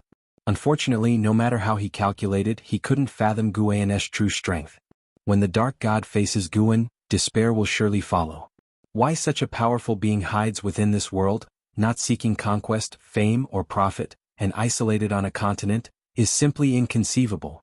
If you find any errors, ads pop up, ads redirect, broken links, non-standard content, etc., please let us know reports so we can fix it as soon as possible. Chapter 770. Summoning the Dark God amidst the void, a gigantic golden disc was advancing, and upon it, 100,000 heavenly soldiers sat meditating and cultivating. Zhang Buku opened his eyes, gazing towards the mysterious and beautiful end of the void. His thoughts drifted as he reminisced about the previous great battle. As the struggle for the Son of Heaven grew increasingly fierce, this celestial army had already experienced no fewer than 100 great battles. However, that last battle left him in awe. Since joining the celestial court, he couldn't help but feel a sense of disdain for the 3,000 great worlds because many powerful realms existed beyond them. He had never imagined that a great thousand world could nurture an existence that even immortal gods couldn't subdue. Recalling how the celestial calming god was forcefully suppressed with the entire celestial army being helpless, he felt that his path was still long. He couldn't help but think of the supporting Tao sword venerable from the celestial spirit great world. Could that sword venerable also possess the ability to surpass the celestial gods? Still thinking about the previous battle? Such great thousand worlds are rare. If it weren't for the struggle for the Son of Heaven, they wouldn't have surfaced to meddle in cause and effect. Suyu, sitting beside Zhang Buku, spoke up. He didn't seem surprised by the previous battle. Zhang Buku glanced at him and asked, "By now, the struggle for the Son of Heaven has fully erupted, and you still won't reveal your origins?" Smiling, Suyu replied, "If you are still alive after the struggle for the Son of Heaven ends, I will tell you. Could it be that you are also a Son of Heaven?" Zhang Buku sneered. Suyu retorted with annoyance, "Some things should not be said carelessly. Sangtian above might just bestow celestial punishment upon you." Instinctively, Zhang Buku raised his eyes. Although he didn't show fear, his sudden silence clearly reflected his apprehension towards Sangtian. Looking ahead, Suyu continued, "This struggle for the Son of Heaven is more chaotic than I anticipated. I have a feeling that a great upheaval will occur later." "What kind of upheaval?" "You'll understand in due course. What is certain is that the first decisive battle of the struggle for the Son of Heaven will arrive soon." Suyu's expression rarefied, revealing a look of dread in his eyes, which made Zhang Buku even more curious about what would happen next. Since becoming a heavenly soldier, Zhang Buku had experienced death many times and always revived, making him increasingly fearless, merely admiring the enemy's might. The struggle for the Son of Heaven was already intense enough, and yet the first decisive battle had not occurred. Both worried and excited about the future, Zhang Buku eagerly anticipated the upcoming earth-shattering battles. Time flew by swiftly, and 1,000,000 years passed in the blink of an eye. The celestial spirit great world had been mostly shrouded by the dark divine sect. Viewed from the universe, the celestial Tao light layer above the celestial spirit great world was largely tainted black, creating an oppressive atmosphere. Over the years, the 9 major sects combined forces to attack the dark divine sect several times, but in the Great War a century ago, the 9 major sects were heavily defeated and could no longer fight, retreating to their individual mountain gates, causing the human world to become much more desolate. With no major sect leading the charge, fewer beings dared to oppose the dark divine sect, resulting in the mortal spirits continuing to suffer, while the number of dark divine sect followers grew day by day. On a continent known as the Dark Holy Land, the dark divine sect had built an enormous sacrificial altar, 100 feet tall with a diameter of over 100 miles. The altar's edges were lined with stone pillars, each binding great cultivators and great demons, all shackled, their arms stretched wide, barely clinging to life. In the center of the altar, thousands of dark divine sect followers gathered, with the demon emperor and true monarch Qitian also present, having joined the dark divine sect after being rescued by the dark heavenly god. All followers looked in the same direction, where the dark heavenly god, shrouded in black smoke, stood with his back to them, gazing up at the sky. Will the dark god really descend? True monarch Qitian used the sound transmission technique to ask the demon emperor beside him, his tone nervous. The dark heavenly god was already the most powerful existence he had ever seen, seemingly omnipotent. Such a being was merely a servant of the Dark God, making it hard to imagine the extent of the Dark God's power. The Demon Emperor, gazing ahead, replied through the sound transmission technique, "By now you should believe in the Dark God's existence. What you should be considering now is how the Dark God will treat us once he descends." Upon hearing this, true monarch Qitian furrowed his brows. After being infused with dark power, they did become stronger, but they were also aware of the negative effects of the dark power. They became more irritable, greedy, and filled with suspicion. The creator of such a power that invoked so many negative emotions was certainly no benevolent being. At the same time, on the edge of the continent, above a sea of clouds, stood more than a dozen people observing the altar. These were all Wuxia disciples, led by Celestial Demon Child and Tian Bai. Tian Bai held the White Spirit Exquisite Tower, which emitted a faint light, concealing their presence and hiding their cause and effect. Is the Dark Divine Sect really going to summon the Dark God? What can we do? The current Dark Divine Sect is already invincible. If the Dark God descends, won't it be the end for us all? Even Ancestor Master LV isn't a match for the Dark Heavenly God. We have no means at all. In this world, perhaps only our ancestor has the hope of defeating the Dark Heavenly God. But we can't expect him to act. He's already protected the human world many times. The Wuxia disciples discussed among themselves, most of them being fourth-generation disciples who had participated in many battles against the Dark Divine Sect. Celestial Demon Child did not join their conversation. She stared intently into the distance, hesitating about whether to retreat. Their Tao treasures had all been strengthened by Guan, which allowed them to infiltrate.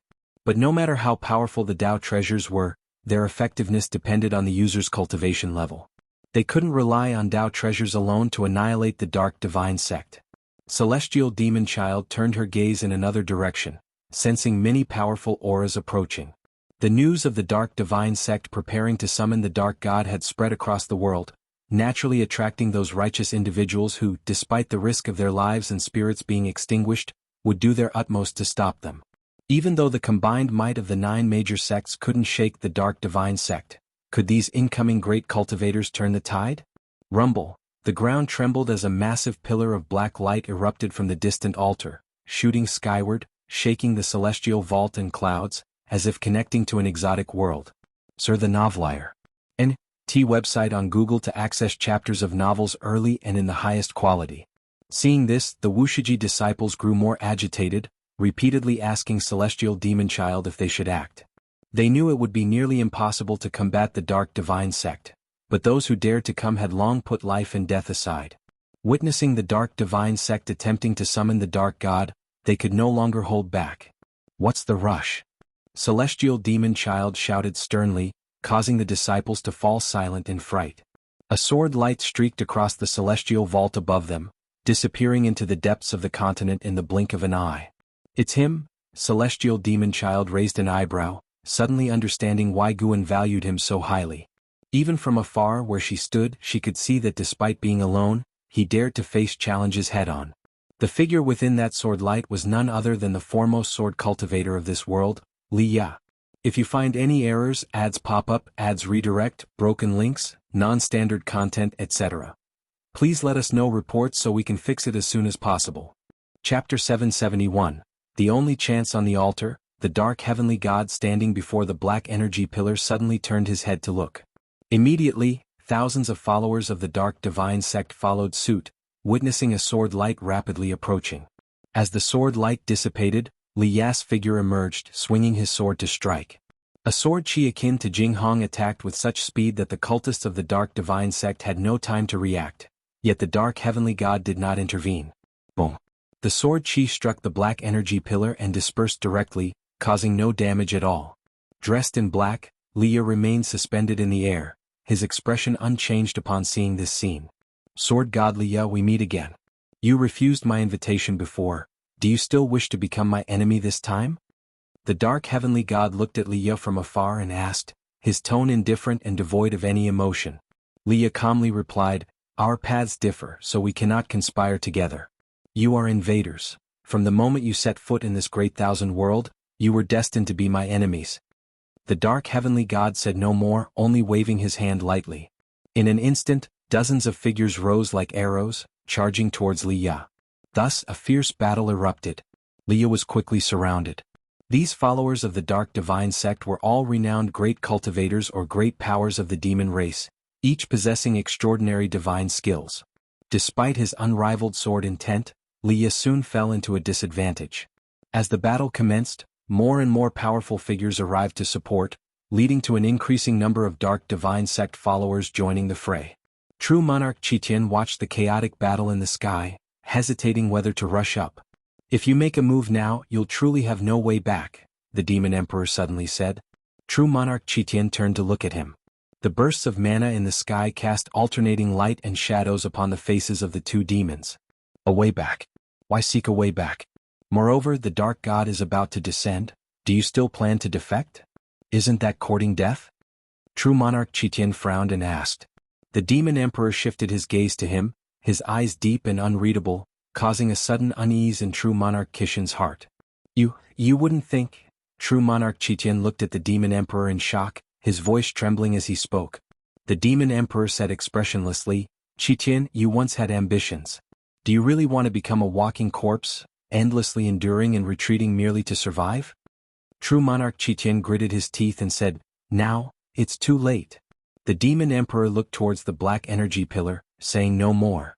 At the same time, in the cosmic void before the world gate, Celestial Spirit God Tai Immortal Monarch, Emperor Tianhong, the 72 immortals of Jin Dong, and others were preparing solemnly. "Once the Dark God descends, we must take action," Tai Immortal Monarch said in a deep voice.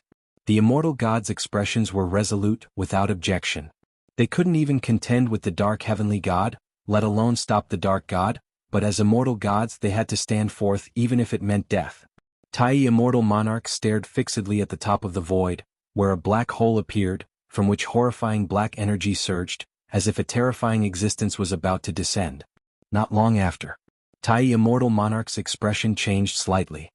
He shouted in a low voice, "It's coming." Before his words fell, he charged forward first, followed closely by the other immortal gods.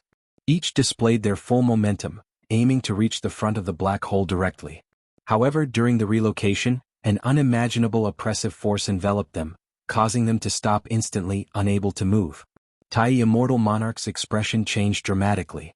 Before he could react, his body instantly exploded and disintegrated into ashes, followed by the other immortal gods.